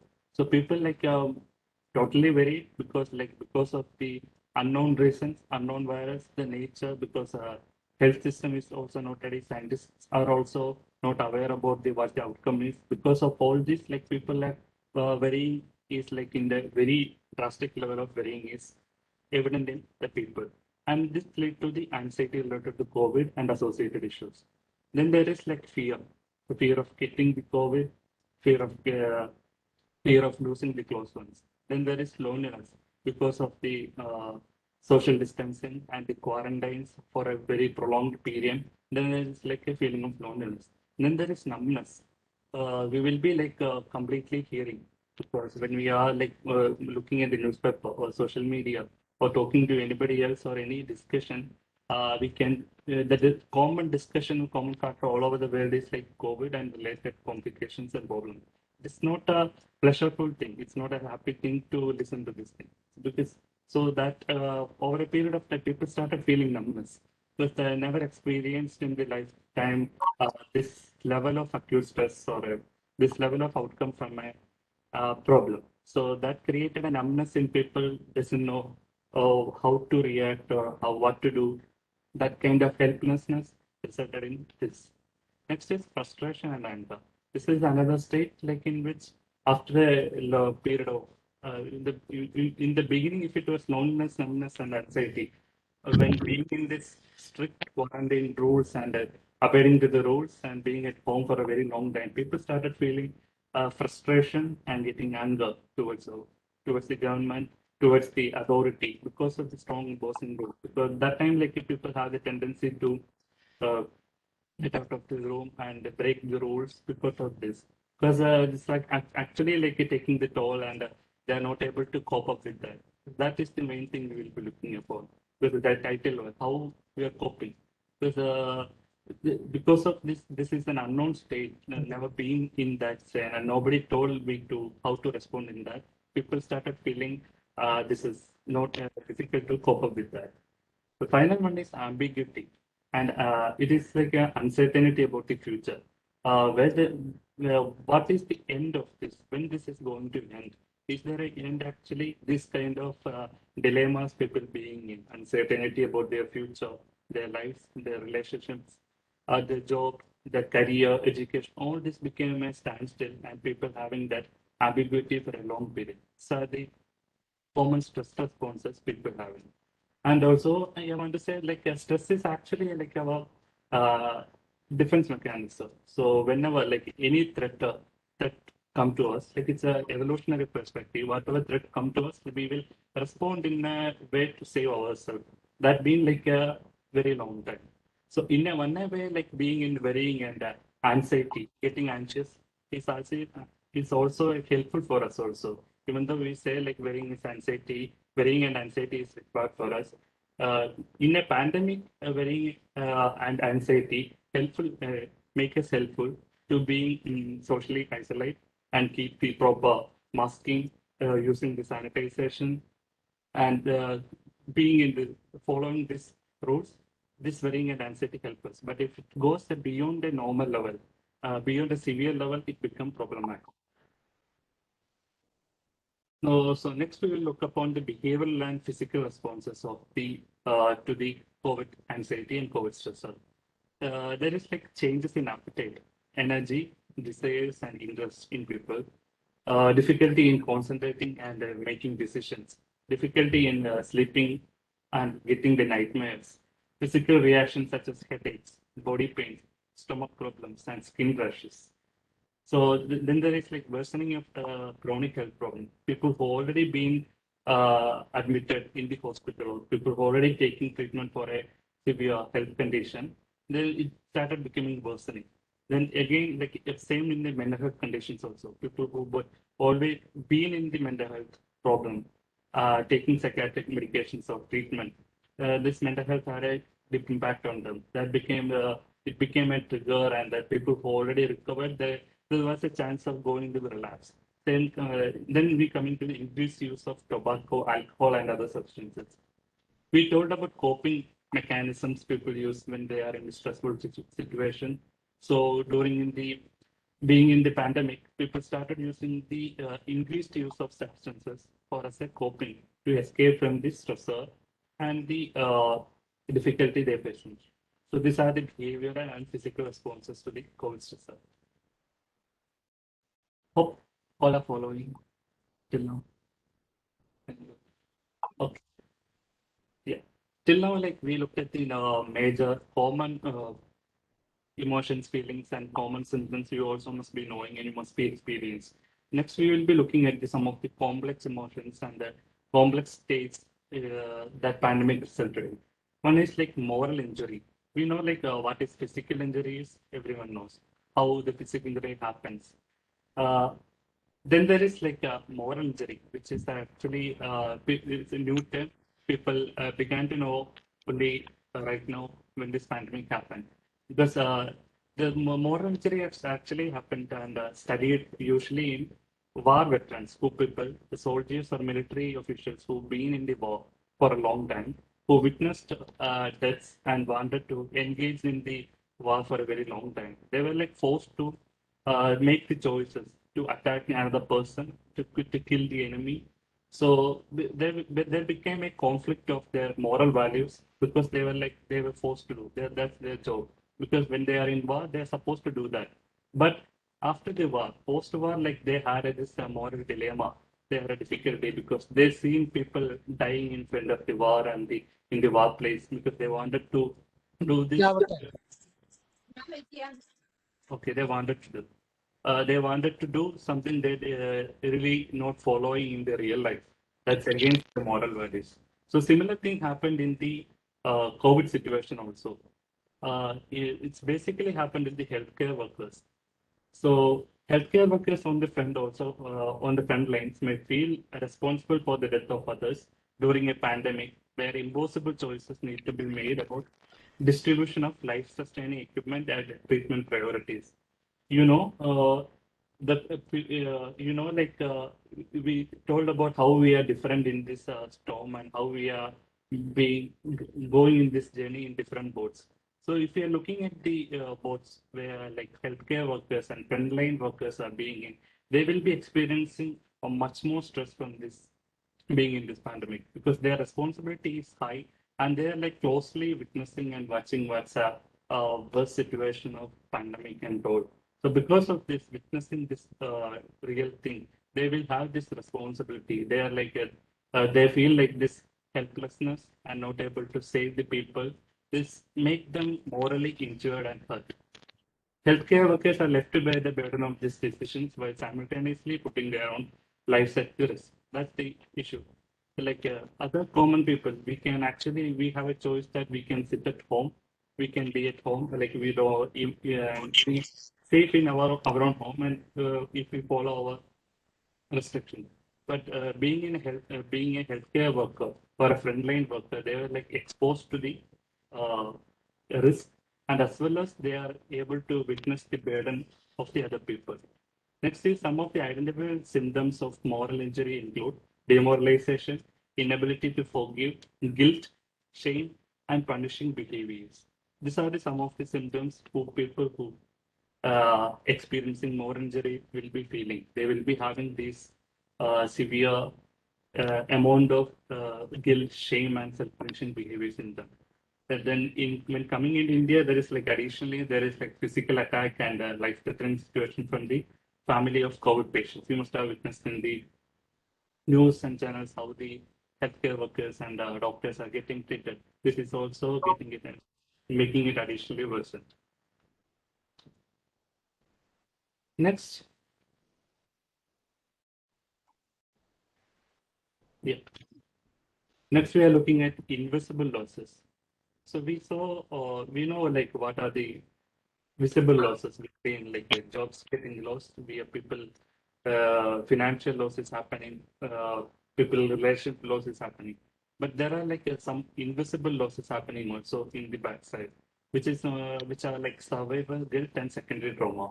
We will look at what is like survival guilt, secondary traumas. We can hurt by what we bear witness to in others. In caring of our close ones, we can experience secondary trauma.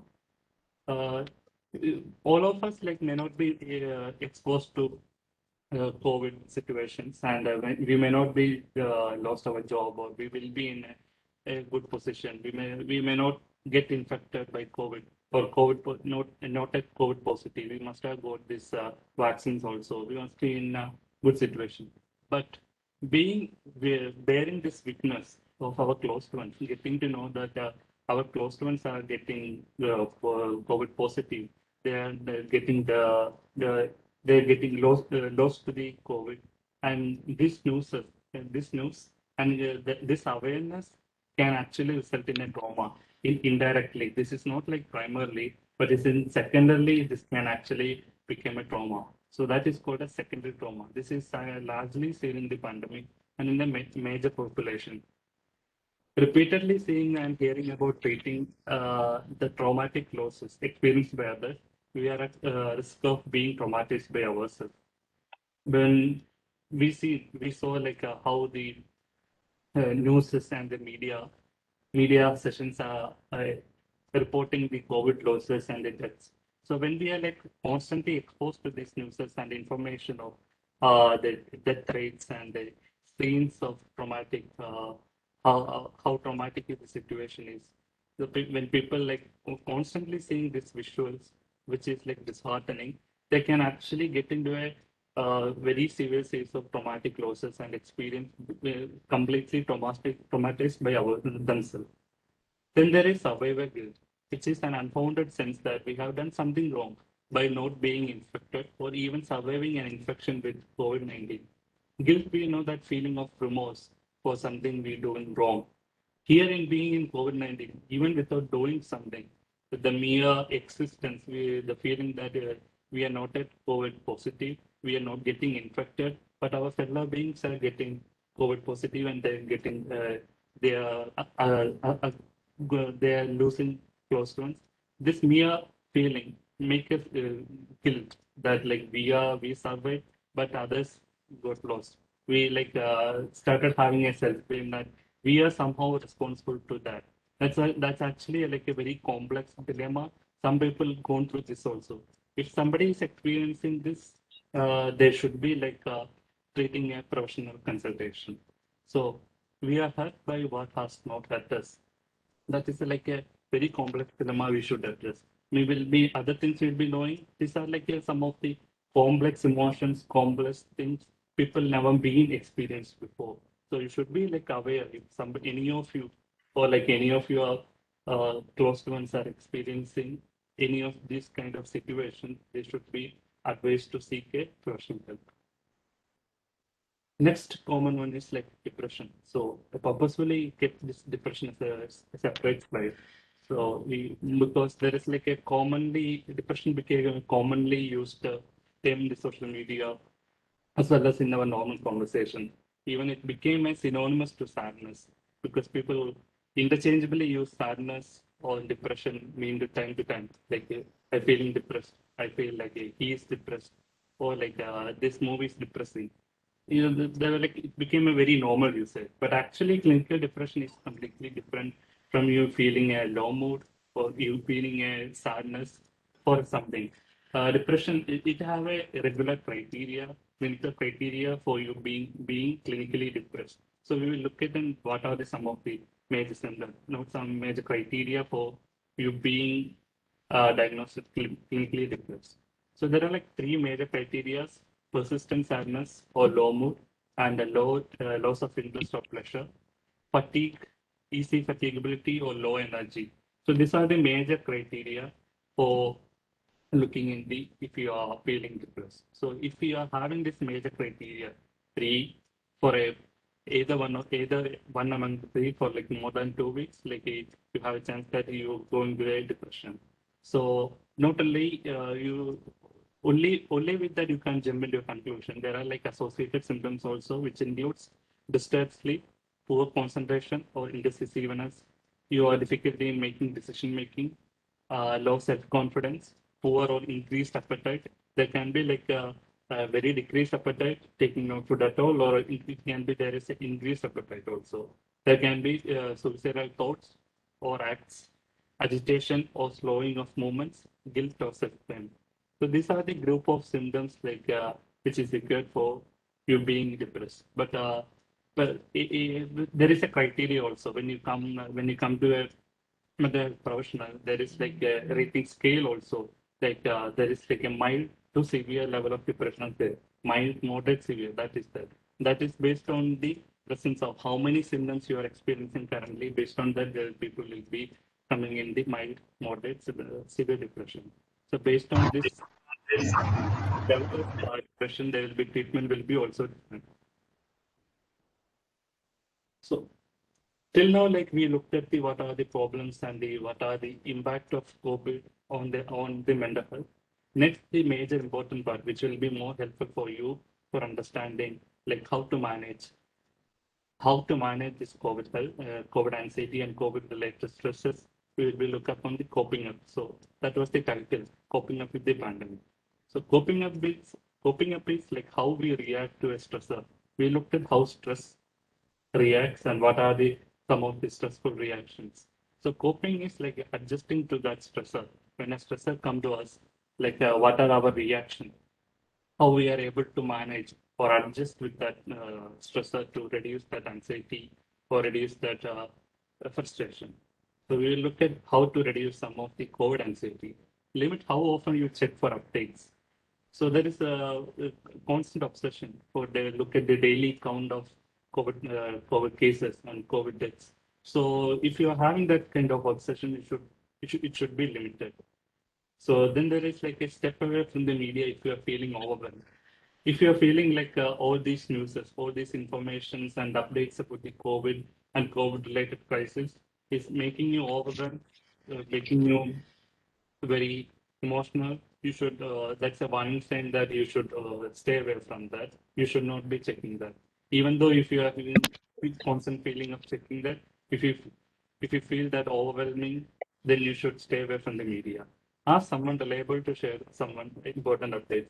If you fear that you will be failing to notice the important updates, ask somebody else who is not bothered or not so much overwhelmed with the information, they can pass the information to you.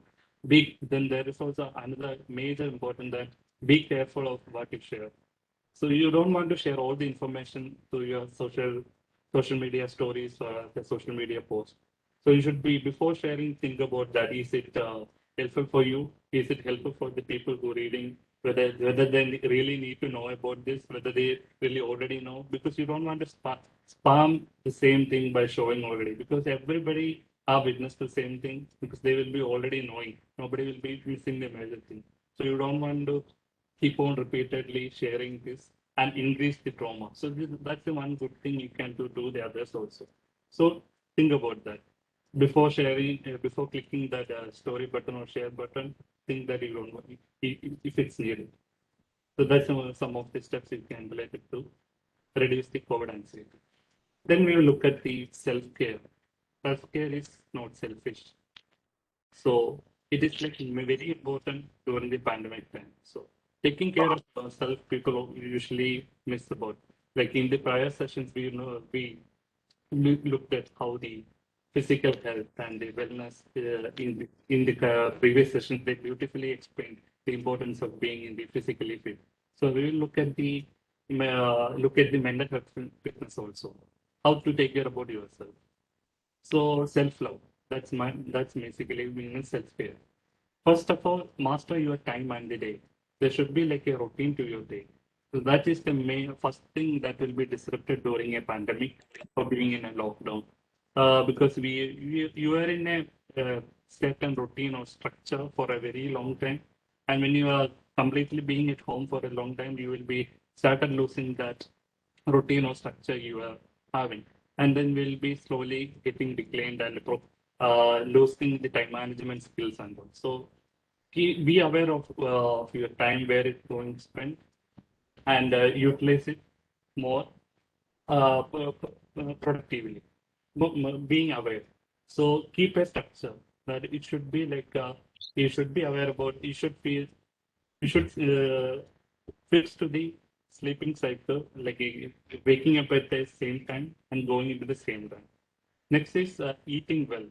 So you know what to do, because in the previous session, as it explained about the importance of eating well and eating clean. So you know what to do. So there is the time, like as we said, like we will having when that overwhelming feeling and we are feeling depressed. There is a feeling of eating, binge eating, and eating junk foods for a very long time, and irregular eating pattern. This can also affect our physical health as well as mental health. So try to eat regularly and eat well. Next is physical activity and exercise. There should be like at least 30 minutes of physical activity in your daily routine. Then there is sleep hygiene. Sleep hygiene means, as we said, like there's a fixed sleeping pattern, going to the bed and waking up with the bed for a same time. Not like someday you're going at 9 o'clock, next day during the weekend you're binging a Netflix show for like till 4 a.m. or 5 a.m. then going to the bed. Each day different pattern is actually affecting our circadian rhythm. So which will be having disrupting, and we will be having we will be having this constant disruption in our sleeping cycle, which will affect our mental health as well as physical health also. So keep a fixed sleeping cycle, and it should be how much time it should be there. Like there should be like average 6 to 8 hours of sleep a day, and it should be like continuous during the night.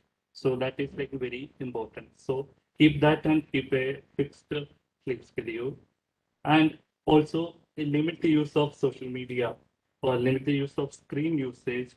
It can be mobile or mobile or laptop before going to sleep. It should be like cut out from the half an hour before, because the light getting from the screen, the blue screen, which will make you awake for a very long time. That's why, like, even if you feel getting sleepy, because of being in this screen will take you for a very long time. Then you don't know like at what point like you when to sleep or when to play, and then you wake up at the morning. Even if you had enough time of sleep, you won't feel that energy or satisfaction.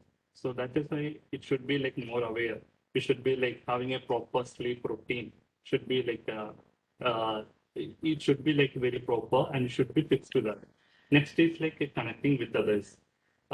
We know we saw that isolation and loneliness is one of the major factor that affected by pandemic. So that time, like we had a tendency to not to reach out to people when we are being in ourselves. We are shut down after a long period of time. We will try to invert to ourselves and try to shut down from others.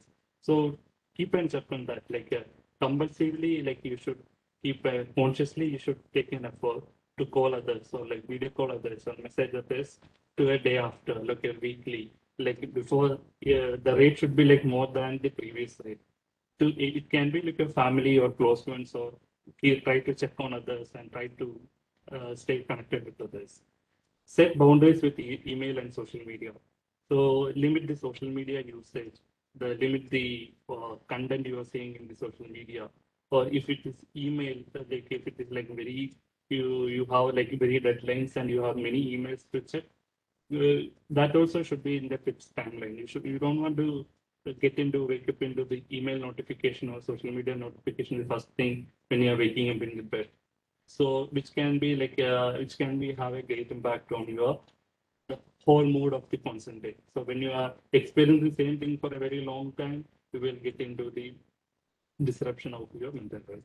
So try to limit your social media usage, keep it wisely. You can turn off the notifications in the settings actually. So there's notifications coming continuously in the uh, gadgets are the one thing force you to keep getting into social media even if you don't want to get into that.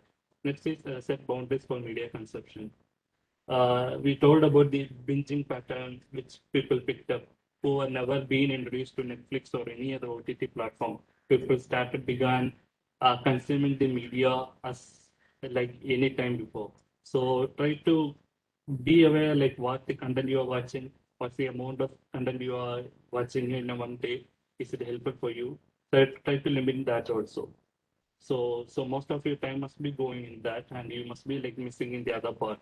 Your responsibilities and your real connection with the people, maybe you're missing. So try to set boundaries with the media consumption. Next is manage your negative thoughts and feelings. We see like how people can get overwhelmed and emotional because of all these things happening around.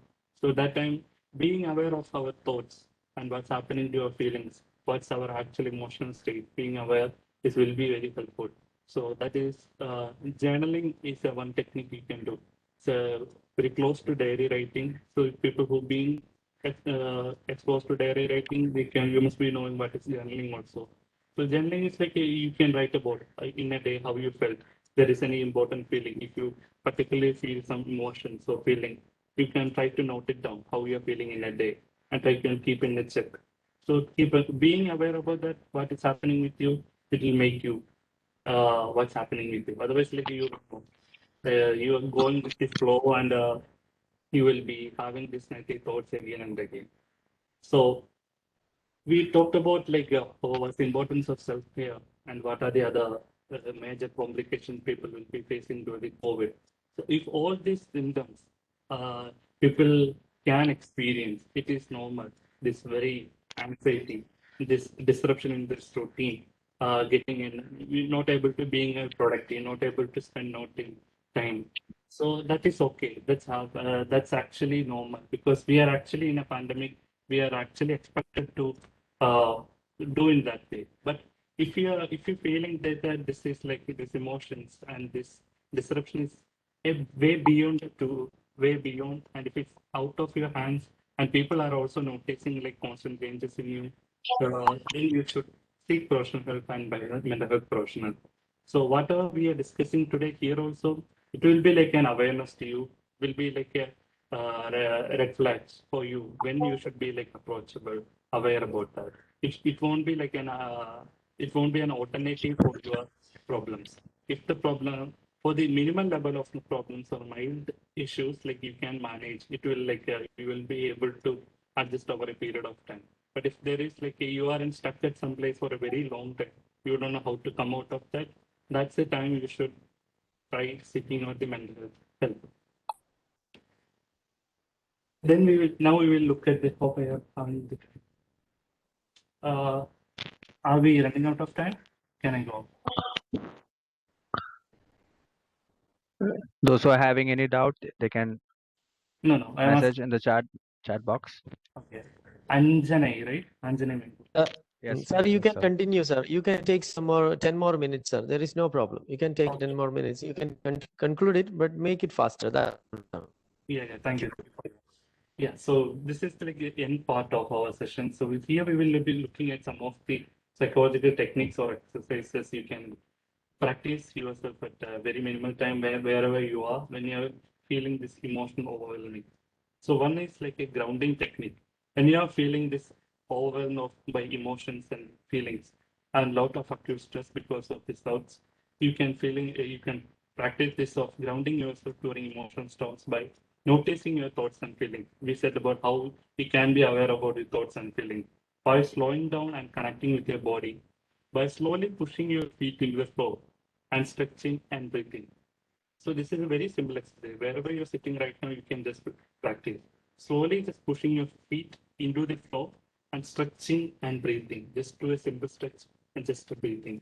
This is like a very 2 minute, just take the 2 minutes of your time and you can do this. So this is actually make you slow down. Whatever you are doing, whatever you are hustling about, you will slow down. You will try to connect with your reality. You will refocus and you will start engaging your real world. This is one of the technique you can use. There are several kind of techniques. You can apply this in any of your activity you are engaged in. For example, if you are drinking a water or a coffee, try to focus on that. Try to focus on the smell, the color, notice with the curiosity. And when you are sipping it, try to the feeling of touching the cup to your lips and the feeling of the coffee entering into your tongue, and keep it in the mouth for some time. Feel how it's feeling and notice how it is entering to your canal, how it is going to your stomach, and feel the hotness and feel the warmness, and try to feel like that you never been had a coffee before. This kind of this exercise you can actually apply in any other activities.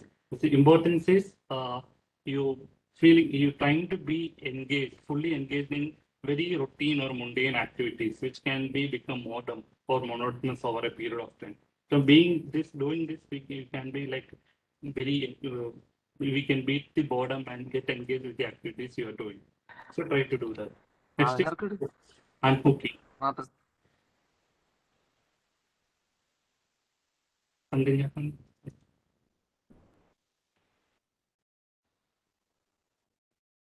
Is it visible? Yeah, it's coming. It's coming. Thank you. Yes. So next is unhooking. So some point of time you can feel like getting stuck, or we can feel like getting hooked at some point of time. So that time, notice the difficult thought or feeling. What is getting hooked you? What is getting you hooked at some point of time? Realize that you are distracted by some feeling and notice it with curiosity. So then you can finally name the difficult thought or feeling. For example, here is a difficult feeling. Here is a tightness in my chest. Here is a feeling of anger. Here is a difficult thought about the past. I notice here is a difficult thought. I notice here are the future, about fears about the future. So you can actually notice and realize. By naming this, you will be like trying to focus what is happening. You are naming and you are completely giving your focus and attention to what is bothering you. You are treating it as a person or an object. Then final step, then refocus on what you are doing. Pay full attention to whoever is with you and whatever you are doing. Because there is a tendency that for some time you will be with your friends, so you will be with your family. For some time you will be okay, you will be happy talking with them. So when you are like after that period, when you are being alone, these thoughts can come out. This negative thoughts or negative feeling, that feeling boredom, any kind of negative thoughts can come. That time you can try this practice. You can silently name that difficult thought for and treat it as an object or a person and be aware of that. That's like a practice for getting unhooked. There is acting on your values.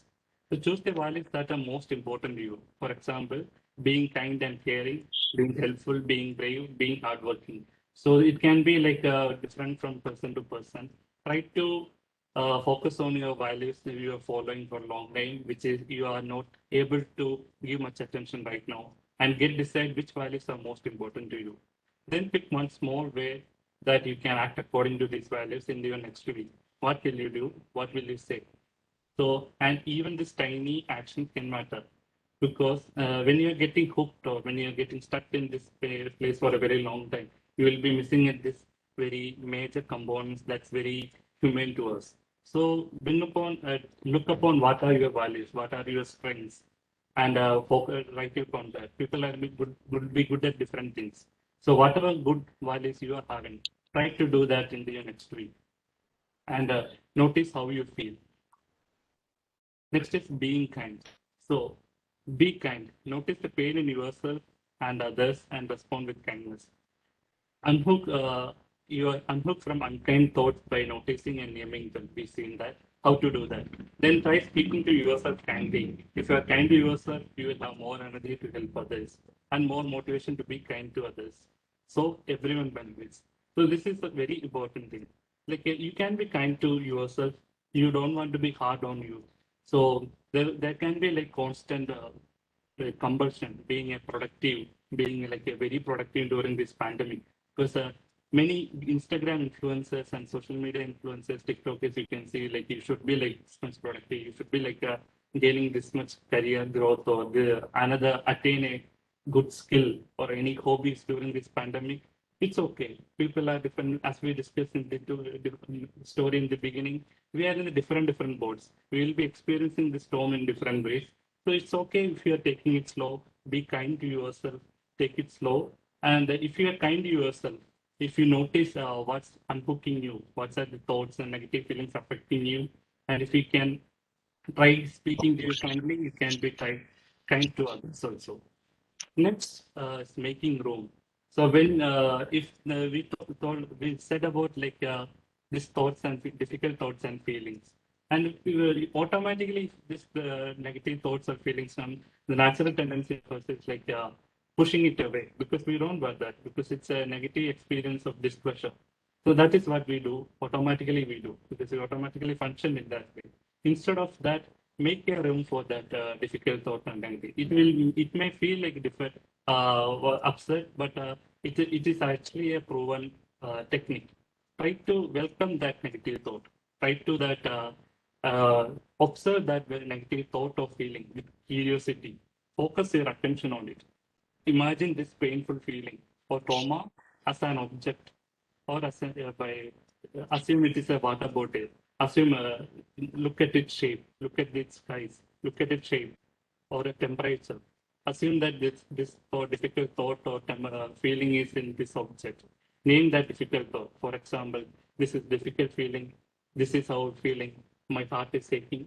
This is I notice here is the sadness. I notice here it is a thought that I am weak. Feeling this by saying this dialogues to that object, you giving and you completely focusing on the difficult situation you are feeling. So you are allowing the painful feeling or thought to come and go like a weather. You are not forcing it that. You are like you're not shutting down. You are like not keeping it away. You are allowing that painful feeling to come and go like a weather. As you breathe and imagine your breath flowing into around and your pain make room for it. So the aim is like when you are making this room, you are like taking the power or energy that negative thought or feeling are having. So if you are suppressing, if you are like saying that don't come this thought, like I don't want this thought, you are actually giving like assigning too much power to that thought. It's actually a thought. It's actually a thought. It doesn't have a control over you. By doing these practices, these exercises, you will regain the control over your thoughts. You will feel like you come, this is the thought, it's there, it's accepting, it's happening. I know why it's happening. And you are welcoming it, you know it's why it is happening. So that time, like you actually taking the power you already, when you given at a one point of time to that thought. Thank you. These are the resources. Thank you. So you can go back and change the beginning, but you can start where you are and change the ending. So let me conclude this with the story we started in the beginning. We start about the story of how we are in a same storm, but we are in a different boats. So remember that one thing I told in the last slides, be kind to yourselves. You are in different boats. We are in the same, we are in this storm. We doesn't know when it's going to end it completely, when this COVID is going to disappear completely. But it's okay. You are in the boat. You can anchor yourself to the ground. It's so angering your boat or ship doesn't make this storm go away, but it's actually make the slow things. It's actually make you keep you steady in the storm. So that's the one thing I want to say. It's not about being the productive. Try to anchor yourself. Try to cope up with what's happening. We are in together. So you don't want to be hard on yourself. Thank you. Thank you, sir. So we have made a small video for you. Yeah. I hope I didn't take in too much time. Yeah. So kindly watch the video, sir. Sure. Thank you.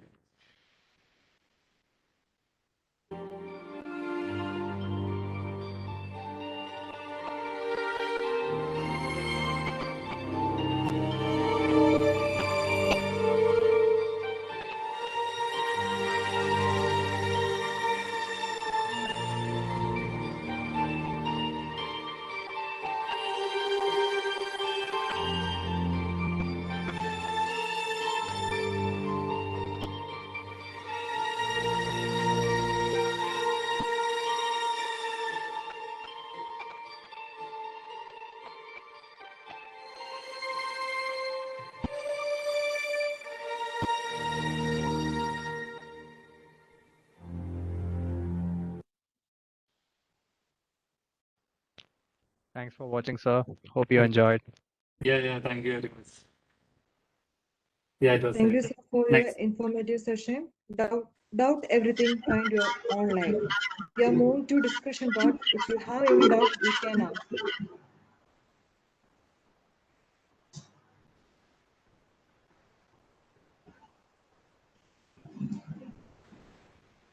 Any doubts? Anything which was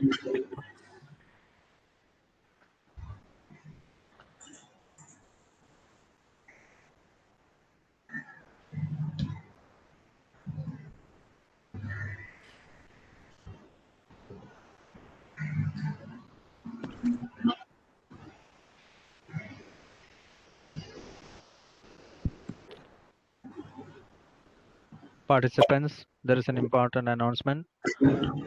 Those who are having any doubt, you can ask the speaker, and there is a link given in the chat box. You can give your suggestions in the Google form.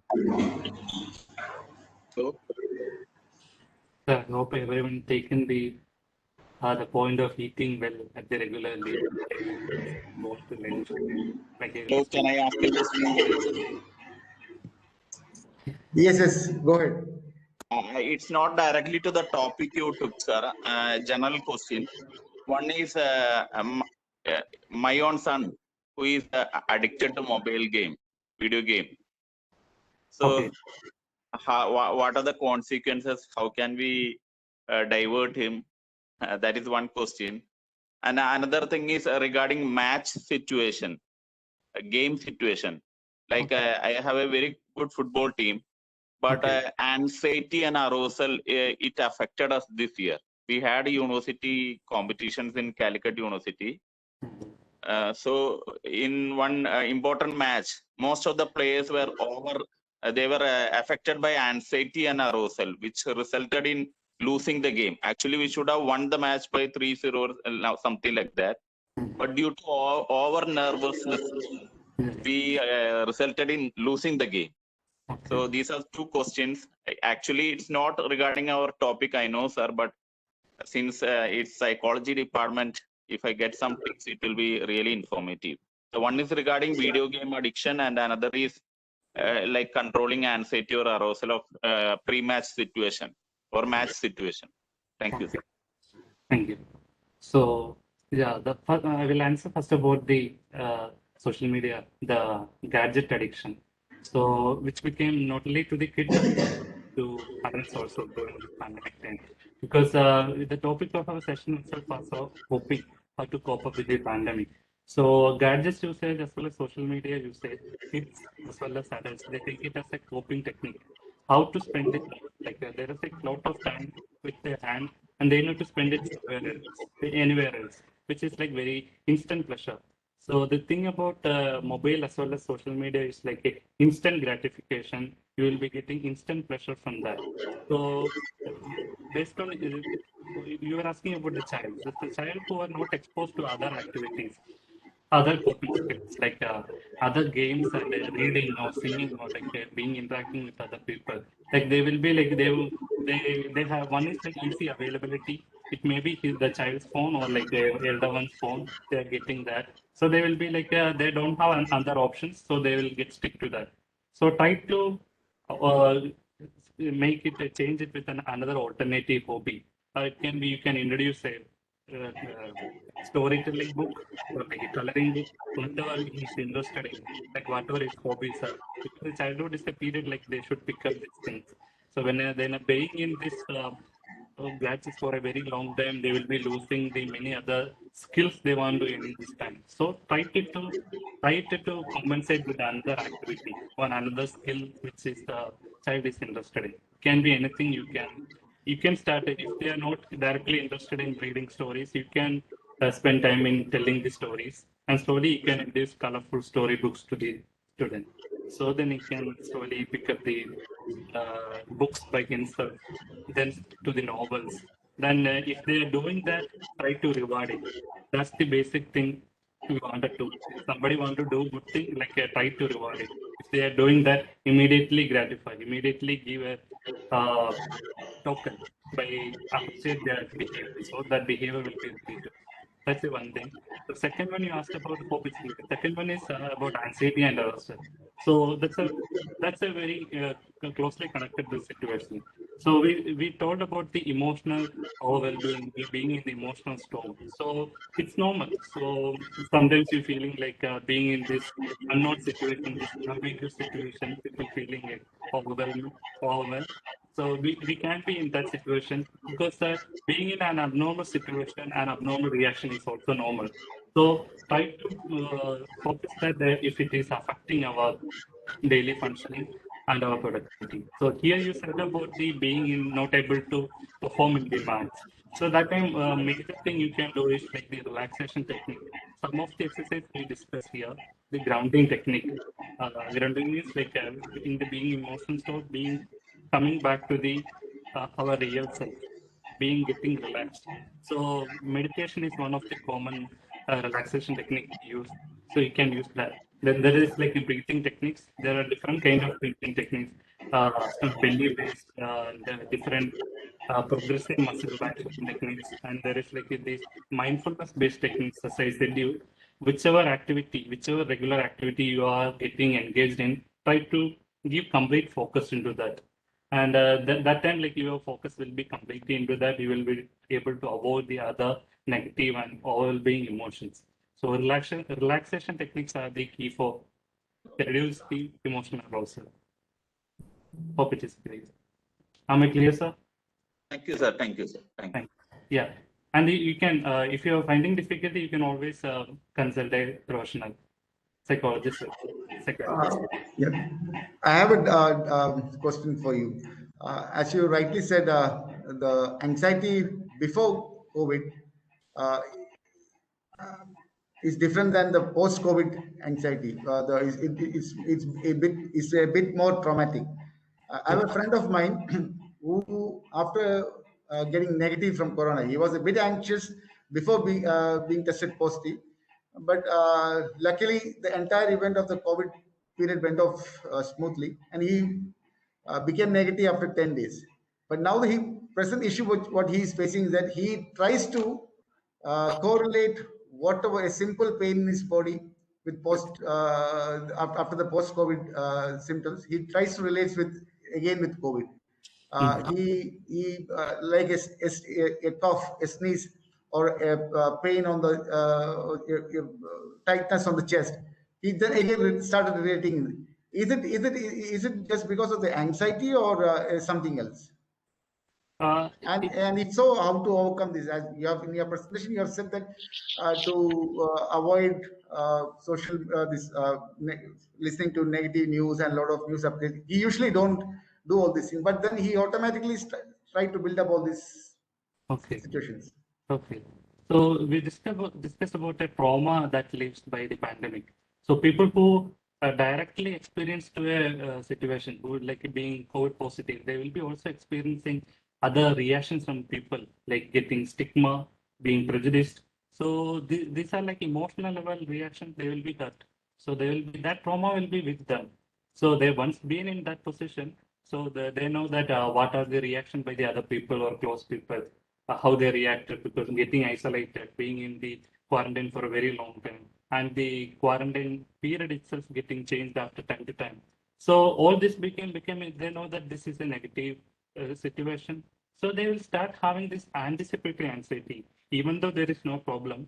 They will start anticipating anxiety. It's a defense actually. So that the body will be like we will be getting ready when something, even though there is no anxiety, if a stressor comes, like we can be getting ready. Otherwise, it will be like a very emotional for the person. So it's like a natural reaction when the person who gone through the trauma to start having this anticipatory anxiety. The main thing, one thing from you can do is like give assurance and be connected with that person and properly give the education, like a proper information, what the guideline says, what the CDC or what the WHO says about that, what if there is no symptom. They clarify that because they have that's the ambiguity, whether because there is this black fungus coming, there is this fungus coming. So there are different symptoms and they will start Googling also. So Google, whatever symptoms you say, Google have the tendency to keep into some diagnosis. So try to give insurance. So that's okay. That's a normal reaction. So give assurance, be supportive, connect with the person. Thank you. Thank you very much. Yeah. Thank you for the questions. Any more We have a questions? few questions in the chat box. Oh, okay. I missed it. It's like a lot of family problems. Is it starting by there? Increased because of shutting ourselves inside house. What you suggest to solve this? Yes. There is like studies shown that there is domestic violence and physical violence increase being in the in the families due to the pandemic, because if they're like working individuals, both the husband and wife, so they will be spending only a very limited time only after the work hours, and so when this pandemic happened, all of a sudden they being in the face to face, and they were able to started discussing several issues and several problems they were not ever taken before. So it became a stage for like discussing several things. So when this communication happens, like it may not be always the good communications. So there can be like this conflicts also. So the main thing is like trying to sit and try to solve the problems. And if the couples, like the parents are not able to solve the problems, if this is going out of control, try to seek the help of mental health professional, because we may not be knowing the problems may not be arised at the this during this pandemic. It may be present all the time before, because of being engaged in other things and being in the work or like other activities. The problem mean like a suppressed or like pushed away for a very long time. So the pandemic gave the space and time to discuss and coming out this problem. That became the issue. That's why this problem started arising. Not only with family, other things also. Hope it is clear. So suggestion is like a communication. So it's, you need to, because that communication that not been there for a long time, it will be difficult for them to pick it up. So they're not able to control by themselves. Try to consult a professional, a clinical psychologist, a psychiatrist. Thank you. So Next. we have a question for you. Okay. So as we are sports persons, we lost a lot of performance and competition chances due to this pandemic. We are really disappointed and sad. So what will you suggest us? Okay. Can you repeat it once again?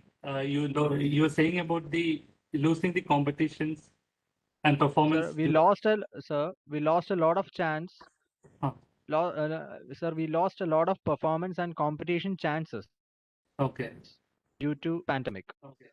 We are really disappointed and sad. So what will you suggest us? We told about no. So you can consider like being in a physical education or sports department is a different boat. So this is like a problem affecting specifically to you people. So that is okay. Like this problem is happening. Some things are not in our control. So if a problem comes, like try to see what are the problems you can solve. There will be like too many problems, and some things are not in our control. It's like inevitable things. Some we need to let it go, and some we can actually use this problem solving method, and some we can put the effort and try to come out. So if the like the dates, if the competition are not able to host, it may not be like in the our hands. Like you are not able to you the natural reaction is you will feel like helpless, because you prepared for that for a very long time. You couldn't give that performance. The similar thing happened now. I can give examples like about the 12th standard students or like 10 students who are appearing for the board exams. They prepare for a very long time. They're not able to appear for that. So they have that disappointment and sadness. So some things are not in our control, that you need to accept that fact. So if things are able to change, if you can make a change, try to do that and discuss that. Something, yeah, hope it is clear. Okay, sir. Thank you, sir. any questions I missed in this session? Like I saw about that family issue.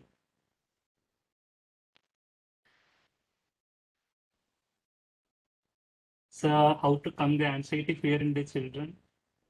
Yeah, I told about that. Children actually, the children, even though like resulted saying that they are in the least risk in getting the COVID infection, but there is like a chance that they can be affected by the secondary, by the all the things happening in the family and the caretakers. So they will be primary emotion they will be having is the confusion.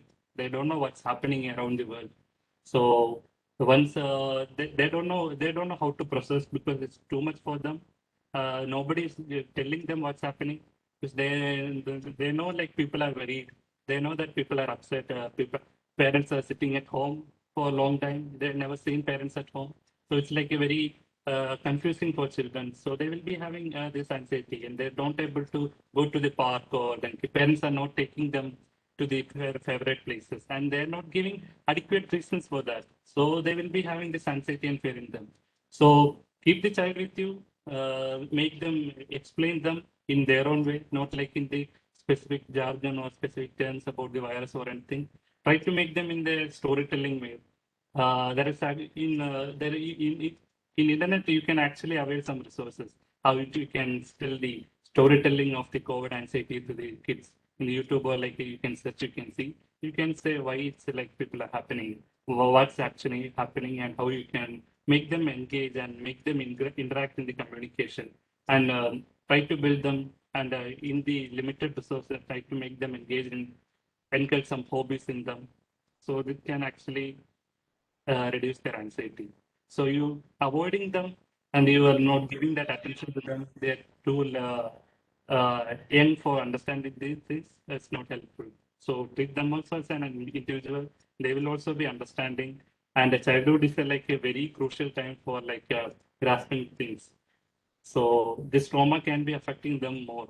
So that we be aware of that, be understanding, listen to them, whatever fear they are having, try to explain in your own way. If you are having that difficulty, reach out to professional. Hope the one who asked the question was in the audience and it is clear. So can you please give your number and your email address in the chat box so that the participants can contact you personally? Sure, sure.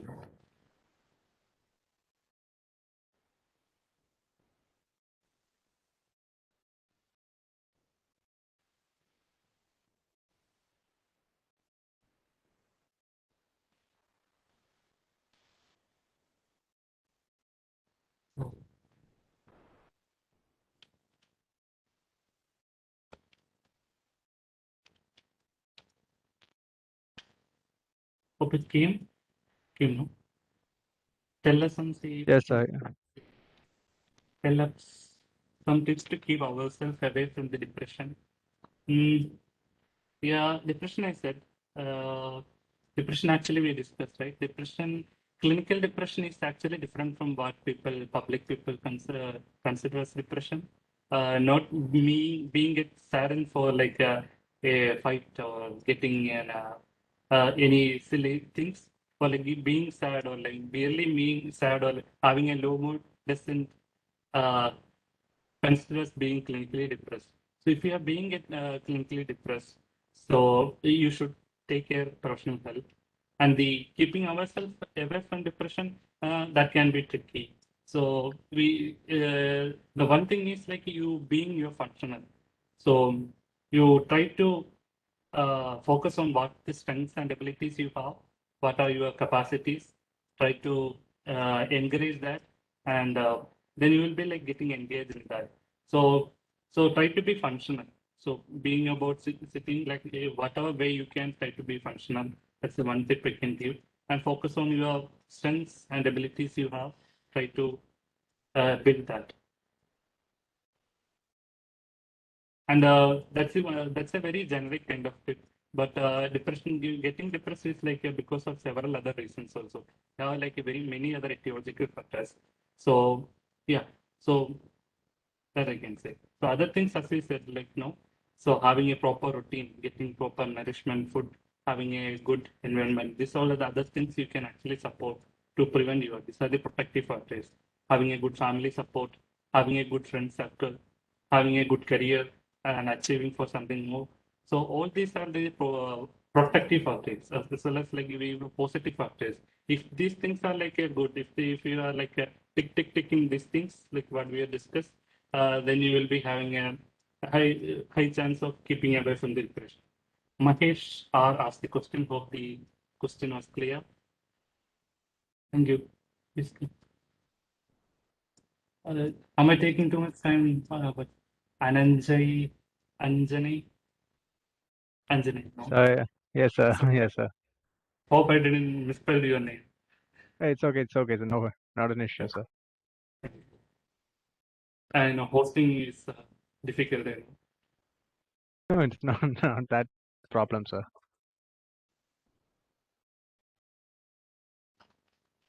Yeah, you So can.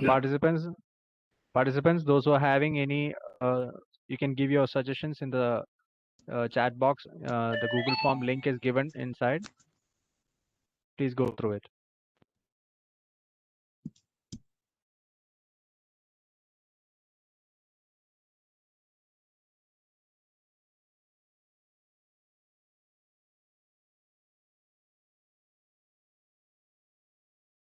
Thank you, sir.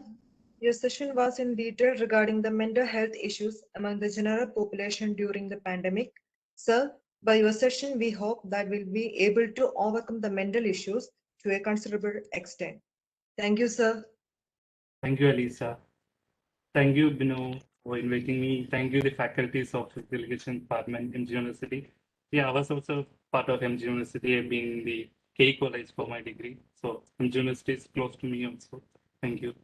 Thank you so Thank much. you. Thank you very much. Thank you, Thank you, sir.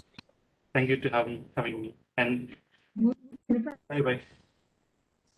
Have a good afternoon. By this, we are coming to an end.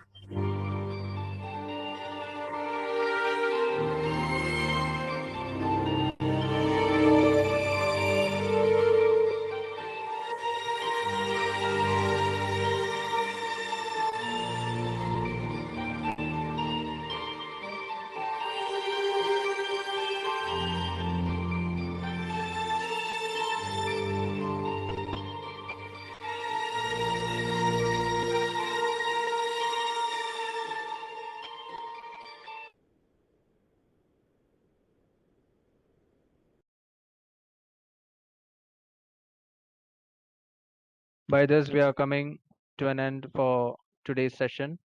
By the grace of Almighty, everything was fine. Today's eminent speakers, we got a chance to meet today's eminent speakers virtually. Today's session helped us to know more about both physical and mental health in pandemic situation. And also we got a wonderful opportunity to meet a well-known trainer of Kerala. For tomorrow, we have a session on career opportunities in sports and physical education. The speaker for tomorrow, we have Mr. Abhilash SS, Vice Principal, MMS Government Arts and College. And also, we are introducing Hanan Mohammed, upcoming athlete, to all of you, and he will share his experience on tomorrow's session. By this, we are coming to an end for today's session. Hope you all are fine. Stay home, stay safe. Thank you. Thank you, sir. Thank you all.